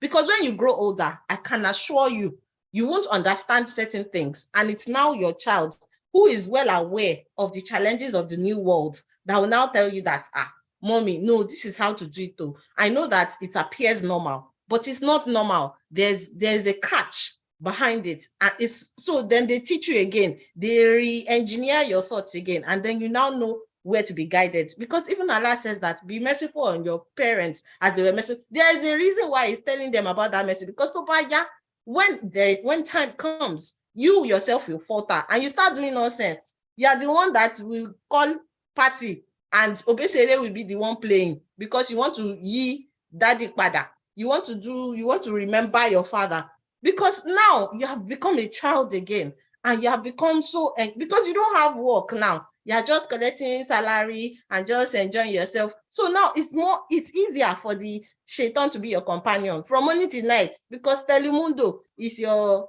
5 and 6. What is the word? It's remaining for them to cast you inside the word. So your child will be reminding you that, mommy, that's not how to do it, oh. That's not how to do it, oh. They'll be the ones sending you Mufti Menk videos. By the time you start watching, you say, I like that Mufti Menk brother. It's very succinct, especially if you're an intellectual, like my parents are. They like all these, intellectual conversations. Then that will draw their attention back. Your child is an image of you. Don't see, if you don't like your parents, check yourself. You don't like yourself too, because we are all our parents. If your daddy was wicked, you too, you are wicked. Just check yourself and re-therapy and retrain yourself. Because there used to be a time, I have a little child and she will climb on top of me when I'm trying to pray and everything. And I'll be like, I'm praying. Means I'm trying to be a Muslim sister. I'm praying. Then one time I watched a lecture about, the 777 thing that Brother Shamsuddin was referring to, that, there's a time to be gentle. And then I retrained myself. I started retraining my own attitude and my response to triggers. So when my daughter starts throwing tantrums and everything, I'll say that you have to use your words. So are you feeling frustrated? Are you upset? Are you tired? Are you hungry? So I gave her the words to use so that every time we are not just fighting. I'm not just saying, but you just ate. Why are you still shouting? Then she'll say, I'm upset. Then we work on that. So now we have words to use. And so we don't fight. We don't throw tantrums. We just converse. And then we are able to address the situation. Then the compliment part. Okay, wait, before I move away from the youth part, is that, so if a brother has already trained himself in his youth to be the caretaker for the house, to be the strong rock of everything and Lion of Judah in the house, then your wife is able to rely on you and know that she will not ask you for money for Ashwebi, and you now say that Shebi, you're Alaja. Why do you need money for Ashwebi? What niqab? Where your niqab? And then she will not say that, then you not say, I want you to be a layer. I want you to stay at home and take care of the children. She not be like, take care of who? You that I cannot ask you for money to buy okporoko inside the egusi soup. You will not say that, why are you so excessive? Why can't you just cook the egusi like that? We have vegetable in the backyard. Just pluck it and put it. Somebody that's in our house, they used to eat orishirishi like 17 in one muscle. And that's the reason why you married her. You be like, you can cook anything. You are Tidabasi, 5 and 6. But when she now asks you for money to cook Idabasi soup, you will now be saying that you are not working now. You don't know the value of money. So that's how you just be opening your mouth, wow, and just be calling price anyhow. You will talk to her in that manner and then expect her to sit at home and take care of your children. My dear brother, your children will go to boarding school because she cannot trust you. She cannot rely on you. You are not sweet and you are not soft in your manner and in your speech. Everything is like Brother Usman before he became a Muslim. You are too strong. You are too strict. You are not flexible. There's no mercy in your heart, as the prophet has said. Who am I to talk to you? Who am I? How can I even preach to you when Allah has removed mercy from your heart? When you're acting, be looking at it. Is this thing normal? Am I not too strong like this? Will wickedness not finish me? Always introspection is very important. And then, as we've said again, Islam is the key to many things. What are you doing between dusk and Isha? After your Maghrib prayers, Allah said that, or I don't know if it's Sunnah, Astaghfirullah, that you sit in your place of prayer and spend a lot of time in the place that you prayed. And Allah has already said that, okay, don't let your children be outside after during dusk, which is around Maghrib, right? So that's a good time, 7 and 8. It's not likely that you have meetings or work or whatever between that time. So after the Maghrib prayer, they are inside, they are not outside, you can play with them. And then are you doing lecturer of the day? One child must lecture you on something. So if that child is exploring that topic by themselves, the understanding is different. There's only so much that you can tell a child with your mouth or with your own attitude, because I myself, I'm different today for sure than I was last week. Because I would take it, I'll take, what do you call it? Inventory. I said that, there's this thing that I did today and I didn't like it. I'm working towards changing it. So, but I'm still working on myself. I mean that I'm still practicing. I don't want to correct somebody else. But if that child has studied that topic, that child is the professor on that topic. So every time you want to reference it, be like, Ajibate, Alpha, what's the exegesis on this matter? So now they are in their mind, or no, it's not even in their mind. In real life, they're actually an authority on that topic. So even if it's that one topic they take throughout their life, you know that at least, mashallah, they will not falter on that part. That one is -1 from your problems. And then the prayer, the duas, and I can assure you, look at me today and believe it when I tell you that wallahi ta'ala summa billahi al-azim, duas are answered, especially the ones you say when your children are inside your tummy. Everything is answered. Even when you say that, God, I want my daughter to have long hair, wallahi ta'ala summa billahi al-azim, it will be answered. Except that Allah knows that that hair, that long hair, will become a fitna for her. Then you will not give her the long hair. Everything that I said, I used to pray, Ya Allah, please let my child be able to speak in public. Let her be confident in herself. Let her not, because we live in the Western world, she's like the one black person in her class. Let her not be swayed by all this like body dysmorphism and everything. Now in our class, our teacher will even tell me that when they tell Zara that your hair is untidy, she tell you why. Allah says that I'm beautiful. This person does, I'm sure when I ask her who is Allah, she say Allah is Allah. She doesn't even understand, but she knows that God said I'm beautiful, and that's the that of it.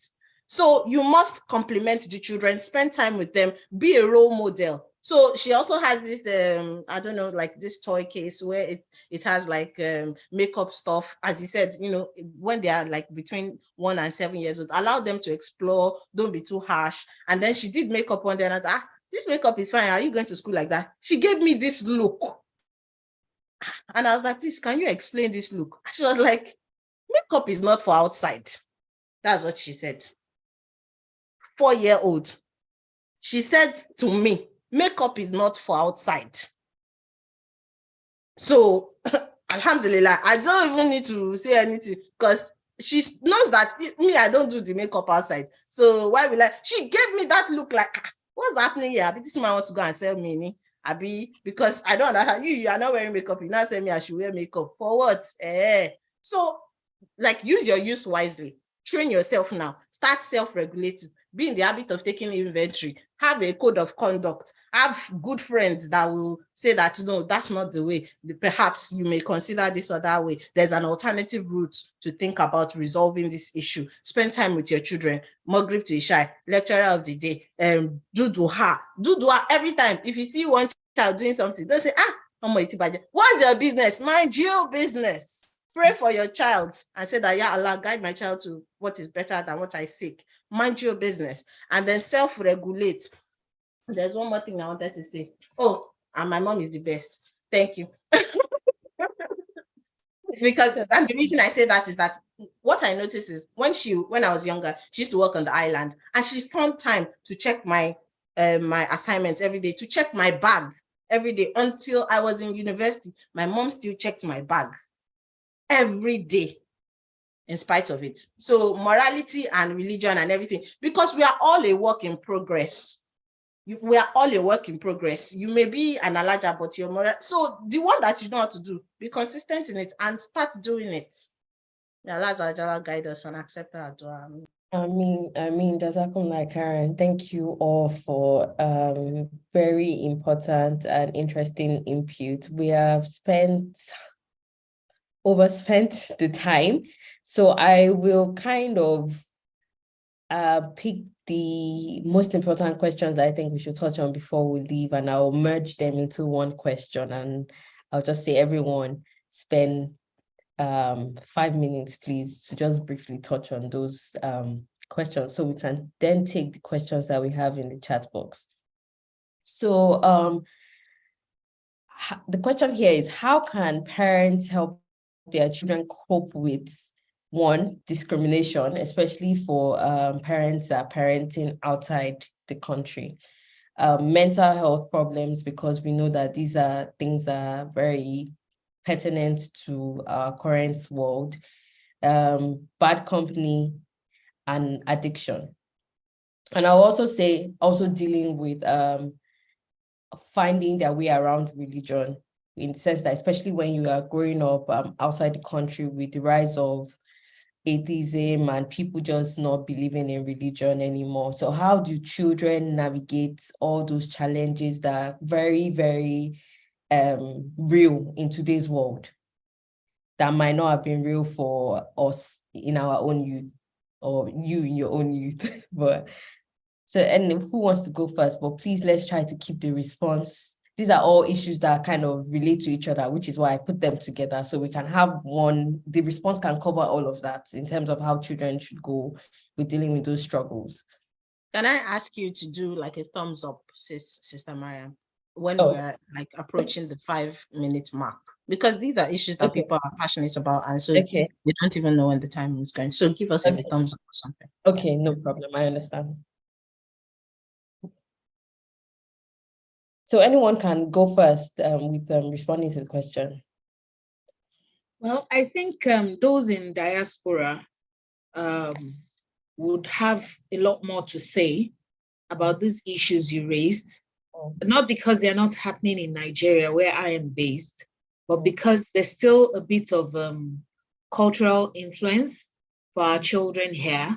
So though, as we've said, the world is a global village, and thinking that it will happen, it only happens abroad and not here, might be a mistake. However, it's still a bit saner, if I may use that word, than in some climes abroad. But my response will be particularly towards the self-confidence matter, because it really is important. And whether a child is here in Nigeria or abroad, once that child has that confidence in self, which comes from, one, the kind of the boost you give that child as a parent, because they will listen to our words and they believe those words, except we say things that we then go back and do something that negates what we've just said. That's one. But putting the dose of confidence in that child also has to do with information. Like Stabilki said, when her daughter said, when she said, are you going somewhere? And she said, it's not for outside. She didn't just come up with that response. It's because of the information she has gotten, either directly or indirectly, from her parents. I have a son that while in the house, maybe just dressed down, of course, in the house, he would be helping me pull down my gown. I'm like, Ogbeni, I'm in my husband's account. And he would say, it's not just longer, that it's not, trying to find words. This is a child that couldn't even piece together what he was thinking, but he knew that a woman should be covered a certain way. And in his mind, he was helping me do that until I explained to him that in the house I could do, so a lot of things come with information. So it won't be that children will not meet all of these ideas that are alien to them. Atheism exists in Nigeria. It may not just be as in your face as it is elsewhere, but there are people who don't believe in God, and they are hip, and they are out there, and they are successful, and so a child will start wondering, so if I'm still going to benefit, it's not as if Allah will take one kumo and lumikwa immediately. What's now the big, you understand? So it's from a place of information. And just because a child has that information still doesn't mean they won't make their own mistakes.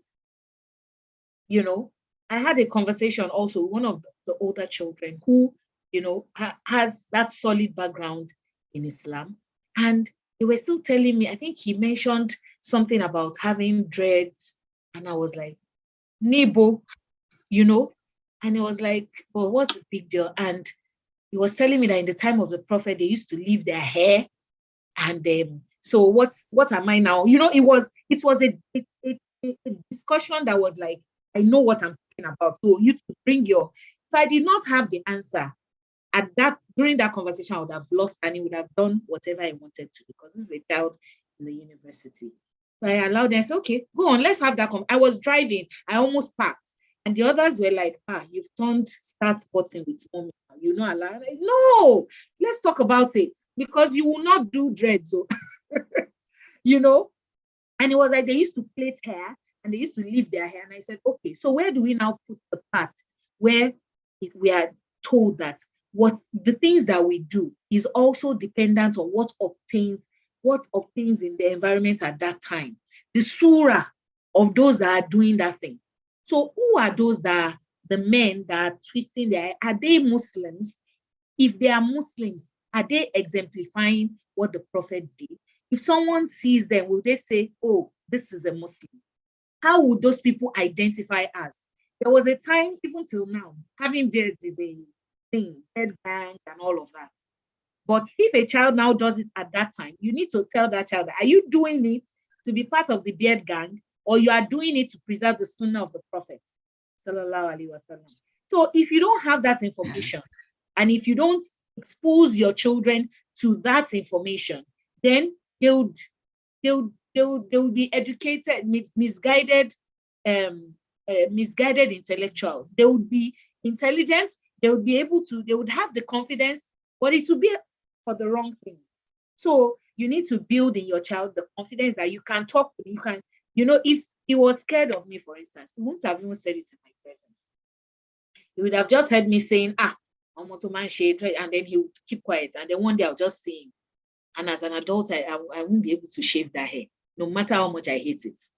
You understand? So it came from a place of having that confidence that I will say it and the heavens will not fall.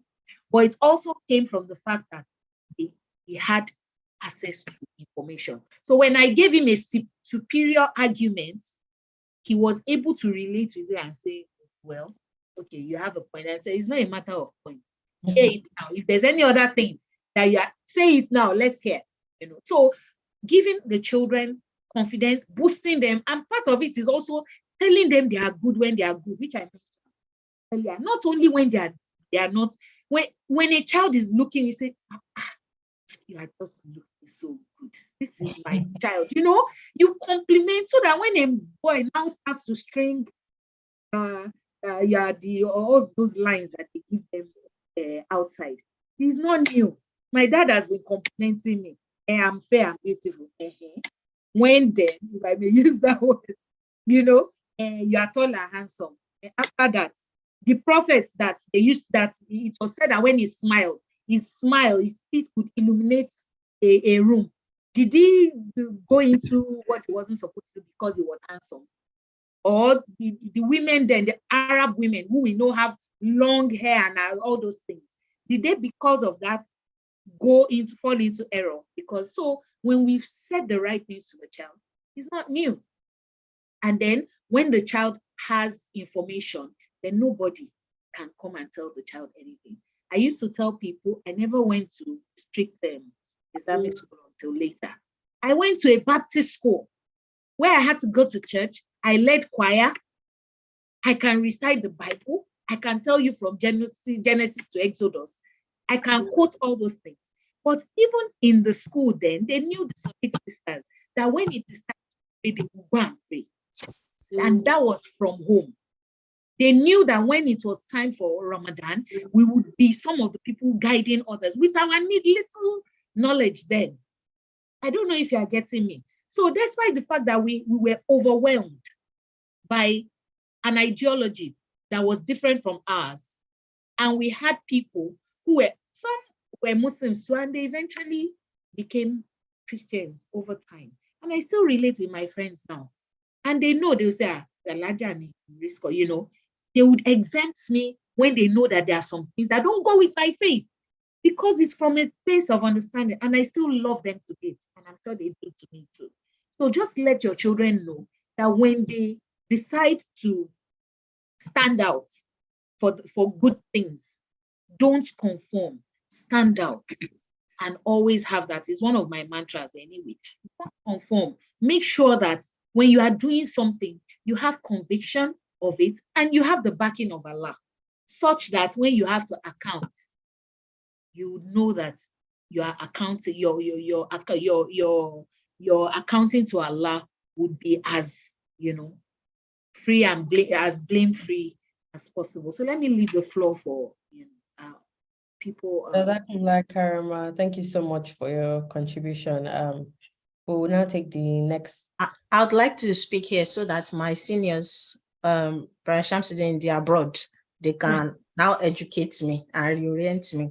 Because for as far as I'm concerned, I'm learning even more than other people here. And just for you to know that what we are discussing here is really prime real estate. There are now 100 participants. When we began, we had like 40-something participants. So like people are interested in this, and that's alhamdulillah, and may Allah Azza bless you for joining us, and for anyone who intended to join us and anyone who's going to share the YouTube channels, may Allah Azza bless you. That means that Muslims are still on the path of knowledge. Allah Akbar Kabira. Muslims are still striving to be better. So there's no loss for us, wallahi. There's no loss for us. And Allah Azza, as He has promised us that we'll be the successful ones, I know that inshallah, Allah will, as His haq, He'll definitely grant us those rahmah, amin, inshallah. So there are 5 things I want to say to answer this question about how do you handle everything in like the West and everything. So it's style or lifestyle. 1 is you yourself keep good company, so that when you stray or when your faith fluctuates, you are guided back. They are there for you. Mercy in your heart and towards others. Are you, I don't know how to say it, but may Allah Azza grant us that mercy in our hearts. Are you merciful towards others? So that your children know that it's not that you are just an anti-everything. You hate everybody. So when you now say that this person is gay, you cannot be gay, they will not say you that you hate everybody. Even school on top of our tree, you hate it. You are just a wicked person all around. When I do birthday packs for my child to take to school, the parents that are our friends that don't have children but they have dogs and they take those dogs as children, I buy literal doggy packs with doggies on and go their own gifts too or more money. As Sister Moikata said, it's not my hand they are using to do it, but they've already said that this is their child. And because I respect their decision, in my house, I already, my daughter has never even asked for a dog, for a pet. One time, one of their dogs tried to like play with, and they say it's mulong bye. And she was like, I have to bathe 7 times if it's. And I don't even know where she's getting all this information from. Why, like, because she will just say something like, and I don't. I bet you're some conform with him. I don't know, like, where she's getting this from. She just, so to that time, when Zayat come to the house, they will lock their dog. Go to okay, he will talk your dog. So that's that.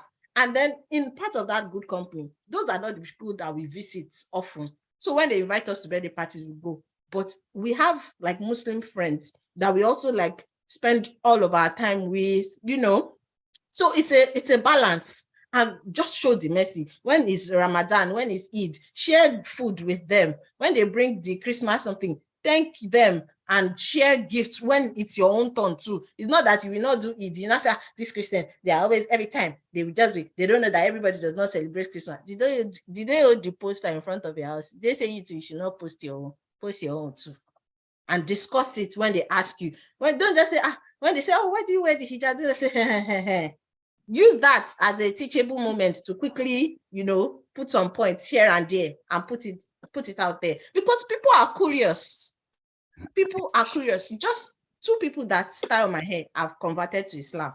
We'll just be talking, I don't know that from one was atheist, she changed to Judaism, then she changed to Islam. In fact, till today, I'm still thinking that maybe she changed a little Tony. Because when she told me she wanted to take the kalima, I was like, what, they're whining me? They are whining me because it cannot be real. Because I know the struggles for we that we are born Muslims to become Muslim. We are bearing Bilqis and everything, but we are not actually Muslims. We are just nominal Muslims. And I know the strength and the work it has taken to get to this point. So I'm just, in my mind, I'm just like, someone will just wake up and decide to be Muslim. Wow, that's awesome. So like, don't lose the opportunity to engage. That's one. so the good company will breed good company. So you have good company, you have good Muslim friends and everything. Their children will be good Muslim companies too, mashallah, for your children. And that's it. So, and then you remember I mentioned the problem about when I'm praying and my daughter is always like playing with me and like disturbing my prayer and climbing on top of me. I can't ruku, I can't sujood. It was this other friend, she's younger than her, that we met at the mosque and said that, don't do that. When your mom is praying, don't disturb her. Afibiogun. Since that time, she stopped. I was like, wow, so a 4-year-old can just give you instruction and you just listen. Wow, I can't believe it. So, like, that's it. Good company breeds good company. A random, that was the first time we met that child at the mosque. And she said that to her, and that was it. So be in good company. Be in good company. Minding your business. Mind your business. So you are the one at the dinner table that I said, ha! Did you see what that girl was wearing? I'm a Nabi. I'm a kata. So when your child has these thoughts, they're never going to address it with you because they know the kind of, the gossip of the family. You're the one that said, you're the one. NTA Shanate. You're the one. YouTube. You're the one that will speak bad of others. So that when you are now saying something, they can't believe you because you are a bad character. You are the one that badmouths people. You are the one that speaks evil of people. You are the one that can never ever find something good in somebody. You don't have good opinions. And then are we following the lifestyles of the prophet? Like eating barley is good for mental health. So instead of eating oats, you can, if you don't like barley, but the taste of barley is great, that's what malt is made from. You can make malt from it. The Prophet says that when someone is feeling depressed and down, make oats. So make barley the way you make oats. You know how you put it in water and then stir until it becomes starch-like and semi-liquid fluid. That's what you should eat. It helps to lighten your mood. It increases the dopamine. So infuse those things into your lifestyle. You know how everybody is vegetarian now. You too, be Muslimtarian. Be infusing all those diet stuff in your life so that it makes it better. Wallahi, it works. Wallahi, it works. As a person who lives in Canada, where winter is like half of our year, so depression is like 5 and 6. So it's those diets that we use to help ourselves to stay out of those things. Be active in your Islamic practices. Allah. May Allah increase us in knowledge. Thank you so much for your contribution. Does anyone else want to contribute to what the sisters have shared on this question? Assalamu alaikum warahmatullahi wabarakatuh. I'm conscious of time, and I just want to talk about mental health because it is very, very important. And living in this part of the world, I've come to realize a lot of things I didn't realize when I was living in Nigeria. You see, there are learning difficulties, and there are other mental health issues that we do not know. And because we do not know them, we are not patient with them. And then so we reach judgments. We assume. And when we assume, it's not, we don't ever get it right with assumptions. So there's something called the ACEs, adverse child effects, the things that happen to our children, the trauma that we put them through, that they manifest and impacts on their adult lives. And all our children have all children have witnessed this. And we need to call for some kind of caution. These things are real. And read up on them. I want to say that our fast, whatever beliefs we have, the imams, the pastors should go and learn about mental health so that when the parents bring them and say you need to, deliver them from the demons, they're not demons, so that we can make collective efforts in helping with mental health services. In this part of the world, and this is the West that has these systems in place, these issues are addressed. But we are not copying the West in the services that are available for mental health and the welfare system. But we condemn the West because they bring the globalization and all of that. We need to look at it and be very, very, very, very honest about this. You find out that even sorry? No, sorry, go on. And then, so our children are not necessarily witches. Neither are our grandparents who have dementia. They are not confessing to anything. Sometimes is the what do you call it? Long I've forgotten the term now, Astaghfirullah, long-term memory and the short-term memory that plays with them. So that is when they say the things that sounds like gibberish to us, and we say they are witches and that they are confessing to one thing that they had never done. So we need to go and learn so that we can stop. There's a lot of stigma. We hide. We don't want people to hear. But the best thing we can do is just to seek help. We shouldn't hide. We should talk to someone. And another thing is that you see a lot of our children, we're talking Muslim here, but Rasulullah sallallahu alaihi wasallam, he emphasized the rights of the neighbors over us, to the extent that the Sahabas were thinking that the neighbors might begin to inherit us, and our neighbors are 40 houses to our left, to right, front and back. We come from, especially Nigerian, we have families, we come from families that some of our uncles are not Muslims. And that conflict is there. And we need to take all of this into perspective. We can't just be straight ahead, Muslim. What if my uncle is not a Muslim? What if my uncle is a pastor? Am I going to sever the tie of kinship? So all of these are things we need to bring onto the table. And we need to be, I want to just emphasize kindness and being gentle. We need to be kind. Kindness does not hurt anyone. People say things like it takes very little for you to smile. So why is a smile sadaqah in Islam? So please, we need to look at all of that. And then, just to be aware of trauma and that mental health is real. And we should look at dementia, anxieties, learning difficulties. Your child might not know maths. There are so many things going on. We need to go and research into it. And I know there are people that are there who are taking advantage, who are all coaches and counselors and taking money from us. When we pray, Allah will guide us to the right people. Finally, I just wanted to say that, yes, I'm a Muslim, but I found it really difficult to use hijab in Nigeria. There was no, you couldn't apply for certain jobs because you've got your scarf on. They will ask you, well, what about this scarf? Almost as if it is the scarf that's going to do the job. I found it really, really beautiful and pleasant and peaceful to use my hijab here. As soon as I came here, we went to school with my husband. My daughter was told she could use 3 colors of hijab. In another school, there was no color. She could use anything. Where do you get that in Nigeria? Here, when it was GCSE time, that's GCS time, GCE, not Canada, sorry, GCSE here, and it fell in the summer, and in the summer we fast for about 20 hours. The government moved the exams forward so that Muslim children can fast with ease. Where does that happen in Nigeria? So when we are talking, we need to be aware of the services that are not there for us as Muslims, that we can put into place and ensure that they exist. So that's just where I'm going to end on this now. Please, mental health is important. Learning difficulties are true. They are not witchcraft. We need to put systems in place. We need to ensure that we as Muslims have the skill or go and learn those skills and be able to use it for our community. Assalamu alaikum wa rahmatullahi wa barakatuh. Alaikum salam wa rahmatullahi wa barakatuh. Jazakumullah khairan. Thank you all so much for all your input.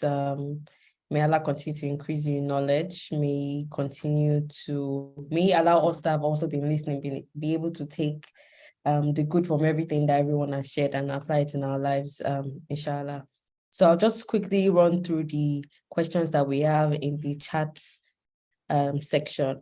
So there's a question here from a brother that was pertaining to, I think this was a comment Sister Bilkis made about the problem starting from the choice of spouse and marrying someone that is not Muslim. So he's asking, let me just get the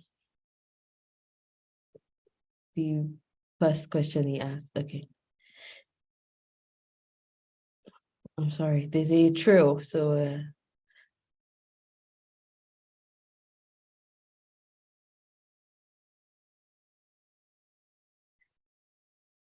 he's saying, so is it bad for someone to then marry outside of Islam, even if the person's intention is to draw the intended spouse closer to Islam and use themselves as an example for them to be attracted to Islam? So are we saying that it's bad to then choose a spouse that is not Muslim? That's what his question is.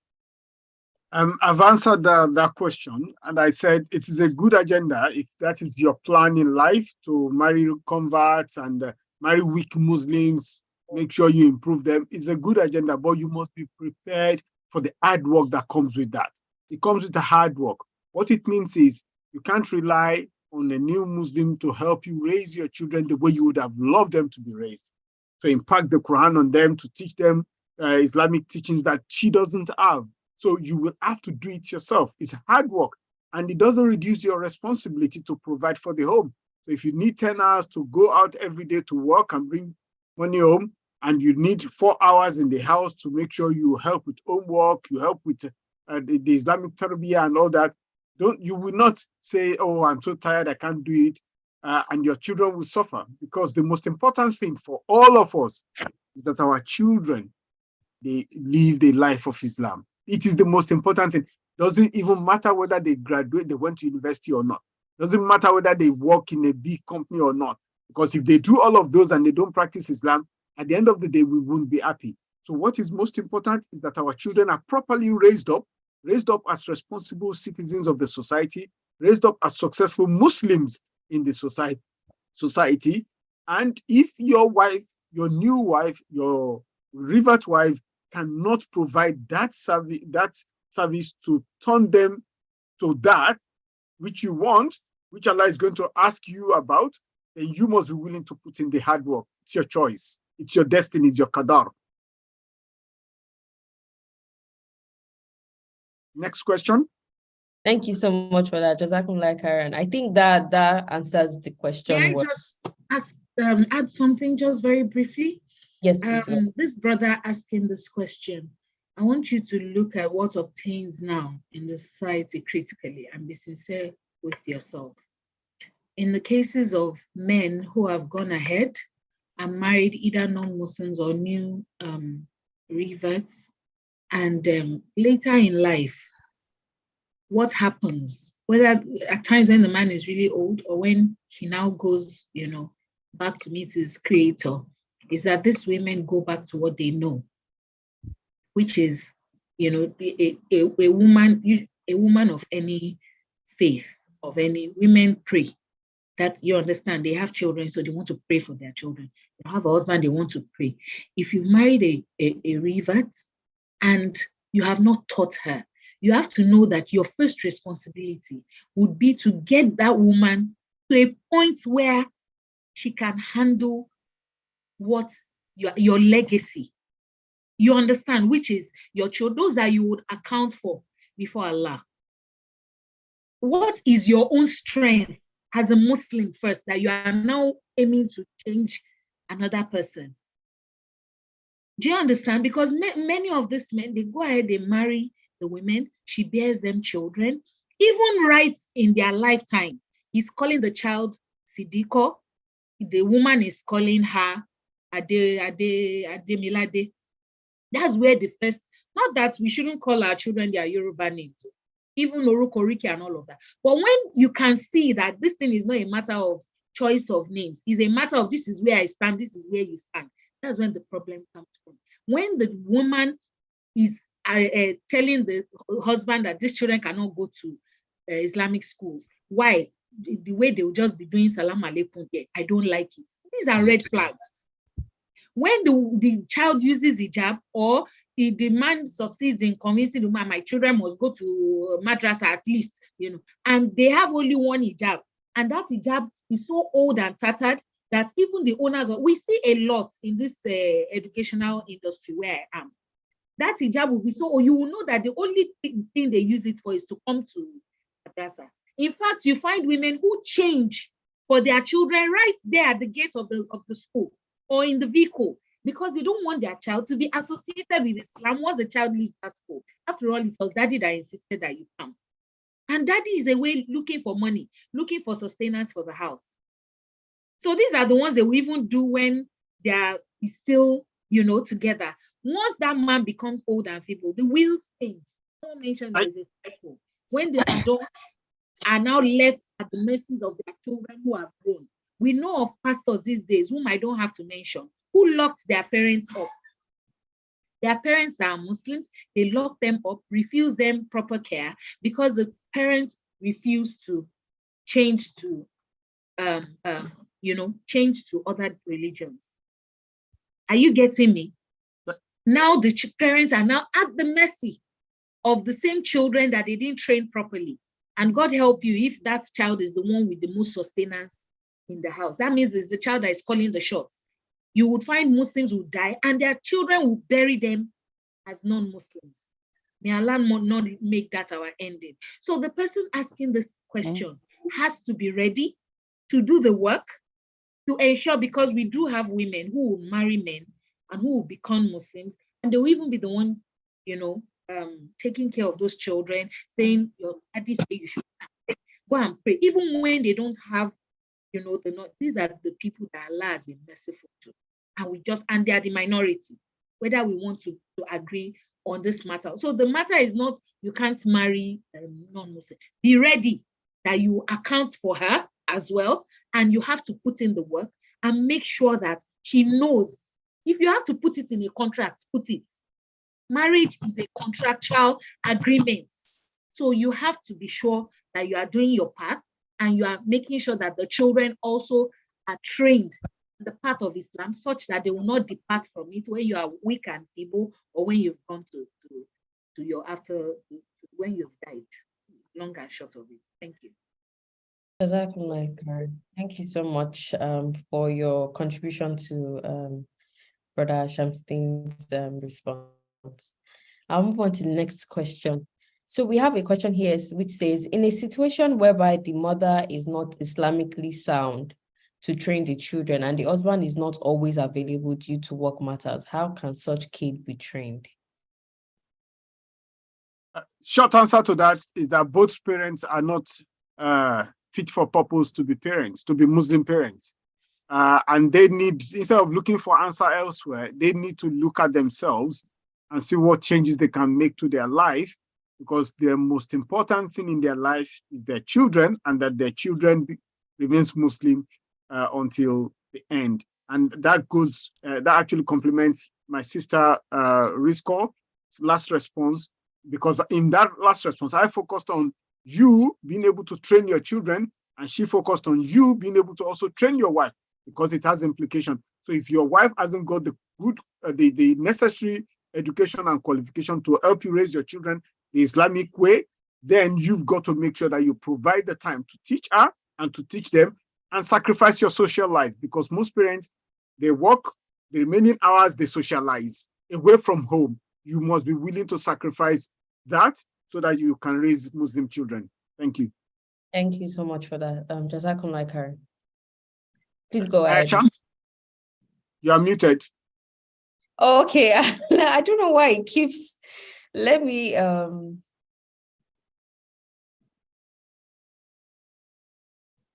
Okay. Hello. I just wanted to add. I just wanted to add today that, okay, now to what my husband has just said. So the person asking the question that the husband is not able to and the wife is not able to, there's something called family structure in Islam, and we have to know it. We only know it when inheritance comes. When the man dies, he goes up to the man's father, to the grandfather, to the man's brother. It's not only the man that has responsibilities. I want to assume that it's somebody outside the man and the woman that is asking this question now. So where do other family members come into it? Those children are all our responsibility. So if, for instance, I'm a brother, I'm a sister to someone, to a brother who is not able to, and his wife does not have the knowledge to, then what is my role as an aunt or as an uncle? So it is, we can't just put it on them. You have to also stand up and say, okay, and one more day, how do we raise them? Where are you taking your own children to? They have families. So it's a collective responsibility. We must not forget that. So we don't just leave it to the man or to the woman. Something has gone wrong from the onset, but then we need to, once we identify issues like this, then we other members, other family members, for instance, if both of them die, what will happen to the care of the children? So it's a holistic thing. Once we identify it, we all need to address it. Yeah, that's nice, Karen. Thank you so much for that. So because we don't have a lot of time and it's almost time for us, sir, I will just take one last question so we can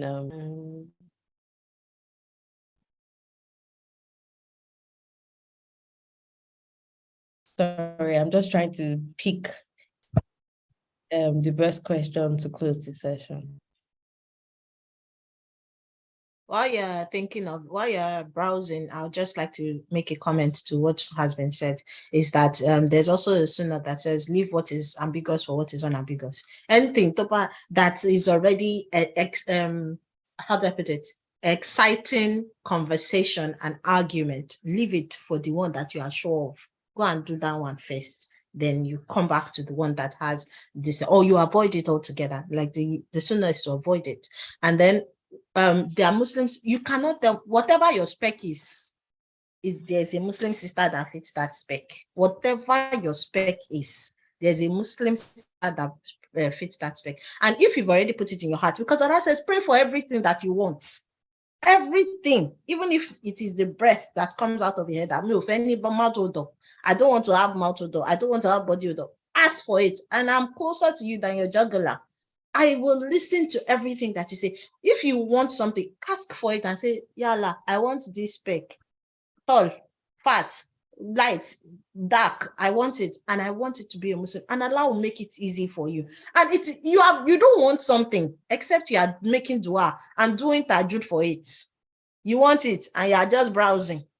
No, you have to make tajud for it. You have to pray for it, because if you wanted a job with a multinational, you would be praying and you'd be doing Sarah and you'd be doing tajud over it. So why is it that one of the most important things, the thing that brings succor to your eyes and to your heart, you are not begging Allah for it in the middle of the night? You are not trying to push your brother that is asking for scholarship away from the sight of Allah and say that, whoa, my dear, my own problem is bigger. I need good wife. And even the Bible says, he who finds a wife finds a good thing. So it is one of the most important things, because I see that you're asking that, is that the only thing that makes a home? The home is built on a solid foundation. And that foundation is, number one, faith. Because from that faith stems love. And that love is based on mercy from your heart. Because even if you marry this other person that is not of your faith, are you a good person? How are you sure that you will maintain justice with her? Because it is that your faith that will continue to tell you that, we don't shout on women in Islam. Women don't work in Islam. It's not 50-50 in Islam. You are supposed to fight. So if thief comes inside the house now, you not say, dear, anything, accepting you. You are supposed to die on that. We die on this mountain. Are you willing to do it? Are you a good person? Because you will now marry her finish. You will put a hair on top of her head. You are the one that is wicked in her. You will now come and say that you want to marry second wife. And you know she's a Christian. They don't share. They don't do two wives. You will now come and now be saying that, but you knew I was a Muslim. She'll bring you to, you know that she was a Christian. You want to eat your cake and have it. And that's why I feel like sometimes brothers are running away from my Muslim women, because they say, all those Muslim women, they know their rights too much. They not be saying that, they not be quoting Bible, they not be quoting Kenny, they not be quoting Muhammad. I don't want to daddy. Let me go and marry the one that is Libra. The one that is Libra, it will choke. Like, because every day in Islam, there's room for progression and growth. And that's what your partner is supposed to do. You are supposed to feed your partner. You're supposed to love her, compliment her, so that she doesn't even feel the need to want to wear bomb short outside. Because you're like, push me forward, lay me down. You're already psyching her. So she doesn't feel the need to expose her nakedness to anybody outside. And it goes for your children too. When you now say, don't worry, when you get married, your husband will appreciate everything. Because you're like, mommy, my friends, they're wearing like all this really nice alternects, and I want to wear. You'd be like, don't worry, your husband will hail you when you marry. It should not be like the way daddy hails you. You don't know what to say, because your daddy does not used to compliment somebody. His love is in the heart. When you greet him in the morning, model alone, heart me. I'm responding to you in my heart. So you're now promising the girl that there will be love in the future. She's like, this one that I'm seeing, this one in my presence. There's no hope. So, just make sure that in your own heart, your intentions are right first, before you go and put another child, another person through the traumas, and then she will now hate Islam because of you. Karen, thank you so much for that. I can see that Brother Shamsuddin's hand is up. Okay. I know you are trying to round up, and I would love a couple of suggestions before you round up. Okay. This has been a very good, excellent session. And I think one of the next stage is to actually bring young Muslim children who are raised abroad to come from Canada, America, UK, Nigeria, to come and have a session about being Muslim in today's world, how they cope with mental health, how they cope with their religious identity, how they cope with cultural identity, and all that. So I'm throwing that down. I suggested this session to deal with parenting. I think the next one is also to deal with young people, including yourself, Mariam, who you are young and you've tasted both worlds. You've lived in Nigeria, you've lived in UK, and what's her name? Olokodana, that came the last time as well. We need young people and we need to understand their perspectives, especially for parents. Now, the second thing I want to say before we run away is I didn't know until my children became adults and we started having a chat. They said, oh, you know, and we're asking themselves, don't you have a feeling when we're growing up that dad and mom just seem to know everything? And that was when it started occurring to me that actually children, when they're very young, they ask a lot of questions and their parents give a lot of answers. Now, the answer their parents give might be wrong, might be rubbish, might be anything, but as far as the children are concerned, they are getting a perfect adult answer straight away without thinking. Their parents are brilliant. Until they get to secondary school and they're asking their parents mathematical questions they don't know, biology questions they don't know, chemistry questions they don't know, and they start thinking that their teachers are better than their parents. You understand that flip. And then they get to adulthood, they start coming back to you when they start raising their own children, or they get there to say, oh, how do you cope with this? And then you get that status of someone who has gone through various stages and been successful, and they want to listen to you again. Now, if parents understand this, you need to then be able to let your children know, especially when they are young, that look, I'm not perfect. I don't know everything. I go through challenges. This is how I surmount them. In fact, I had that situation. I cried throughout the night. I had a situation. I was so scared. I didn't sleep throughout. Because when you do this, they see that you are human. You don't need to be perfect. And then they live their life knowing fully well they don't have to be perfect in life. They just need to be human. They just need to make the effort, and they will be like their parents. They will still be successful, inshallah. This is very important. And there's so many. I've not addressed cultural issues. I've not addressed racial issues. I've not addressed some mental health issues. There's still a lot to talk, and we've gone more than 2 hours. I have another session to go to. So seriously, I think it's been fantastic. And I think, as I said, let's have these every month. Thank you. Jazakumullah khairan. Thank you so much for your suggestion. I think it's actually also very important to hear from the mouth of the people that are actually going through these challenges. So to understand if, even as parents, if we're aligning in terms of what we think the challenges are and what the kids are actually going through and how they are overcoming it. So I would say a very, very, very big thank you to everyone on the panel that has joined us today. Jazakumullah khairan. May Allah reward you. May He give you more opportunities to be able to share all the knowledge that you have. May He increase your knowledge. Sorry, May He also allow Mariam, people that have joined Mr. us. Risco, as our answer is, I just want to think, because Okay. I summarized my position. I think we should just give the other speakers 1 minute each. So just to give their final concluding position. Sorry about that. Okay. Please go ahead, Sister Risco. Yes, Assalamu alaikum. In fact, the time is fast spent. I was just going to suggest also a topic that is around responsibilities of each gender, because I see as the days are going that the boys turning to men are slowly succumbing to the Western idea of what a man, the role of a man in the house, and how to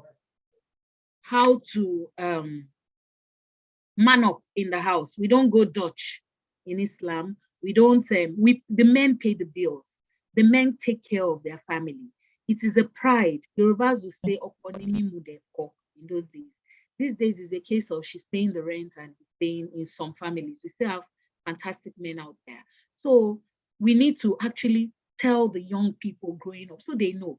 The ladies, it's fine to want, it's not equal rights now, it's equity. So teaching the children and telling them, young adults, what your rights are, what your responsibilities are. It's not just about the man just picking the bills. You have a role to play in your family. So I think this is just a suggestion moving forward, such that we talk about these things and how it's affecting us as a woman. It's been a pleasure to be here, and I've learned so much as well. Thank you to the listeners, those that joined us, and then also those that contributed. Assalamu alaikum warahmatullahi wabarakatuh.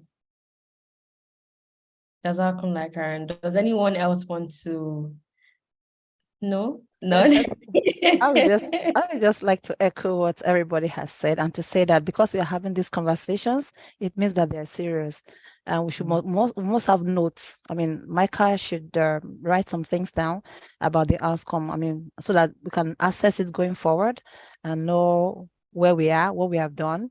No, just do a small SWOT analysis of where we are with all of this. So it's not just that we come and we have a talk and we don't do things to it. There are people in Nigeria who might help us with the things we have said to put systems in place.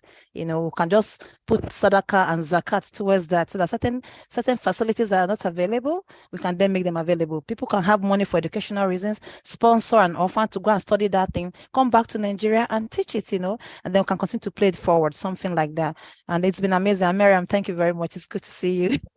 And inshallah, I'm looking forward to subsequent sessions. May Allah continue to bless us. And please do not forget, we must always pray. Whatever situation that is here, Allah knows all about it. Let us always go back to Dora. And istihara is very, very important. We can never get it wrong if we have the right intention and it's geared towards pleasing Allah subhanahu wa ta'ala. Assalamu alaikum wa rahmatullahi wa barakatuh. And go and be kind to your families. Walaikum salam wa rahmatullahi wa barakatuh. Thank you so much, everyone. It's been an amazing session. It seems like we've been here for a long time, but still. So thank you, Sister Rizka, for the suggestion. I think it's something very important, just because in this time that we are in now, I feel like everyone, like one of the panelists, think of what is acceptable and what is right, and sometimes forget to look back to the Quran, and things are in the Quran as they are for a reason, to create that balance between men and women and in families. Sometimes that's just lost in translation. So it's good to always remind ourselves with regards to what is expected of everyone in society. So thank you everyone for joining. Before we take a closing prayer, I'll just quick information.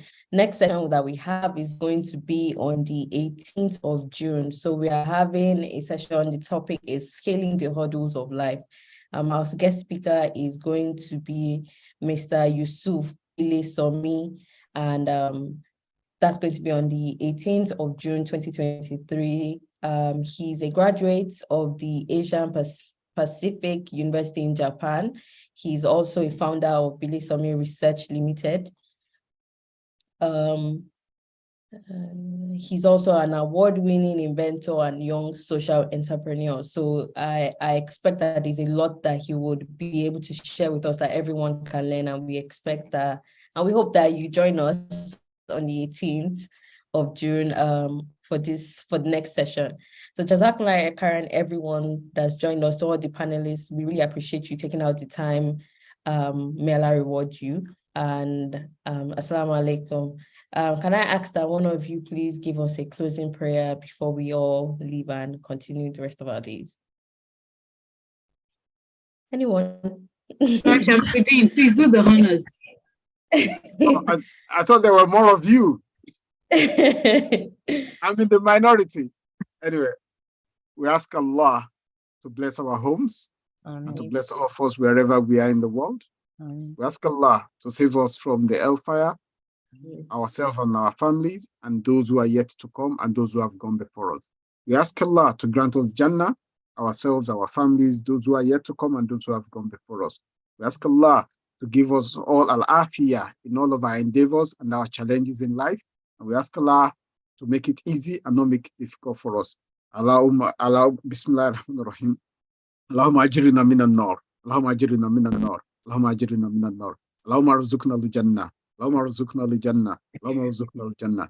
Allahumma inni as'aluka al-afiyah. Allahumma inni as'aluka al-afiyah. Allahumma inni as'aluka al-afiyah. Allah yassir wa la tu'assir. Allah yassir wa la tu'assir. Allah yassir wa la tu'assir. Al-Fatiha. Bismillahir Rahmanir Rahim. Alhamdulillahi Rabbil Alameen. Ar-Rahmanir Rahim. Maliki Yawmiddin. إياك نعبد وإياك نستعين اهدنا الصراط المستقيم صراط الذين أنعمت عليهم غير المغضوب عليهم ولا الضالين. Thank you so much, Jazakumullah khairan, and assalamu alaikum everyone. Thank you for joining. We hope to see you in our next session.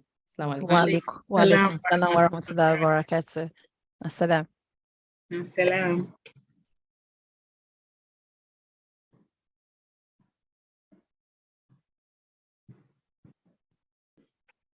Thank you very much, Sister Rizkia. Thank you, sir. Assalamu alaikum, sir. Wa alaikum salam wa rahmatullahi wa barakatuh. I was thinking I've got some books that I can share with your school. Oh, sure. I don't mind. I don't mind. I would really love that. Yes, sir. I'll keep it after so long. Micah, inshallah. All right. Thank you for your contribution. Barakallah fi. My pleasure. Alaikum salam.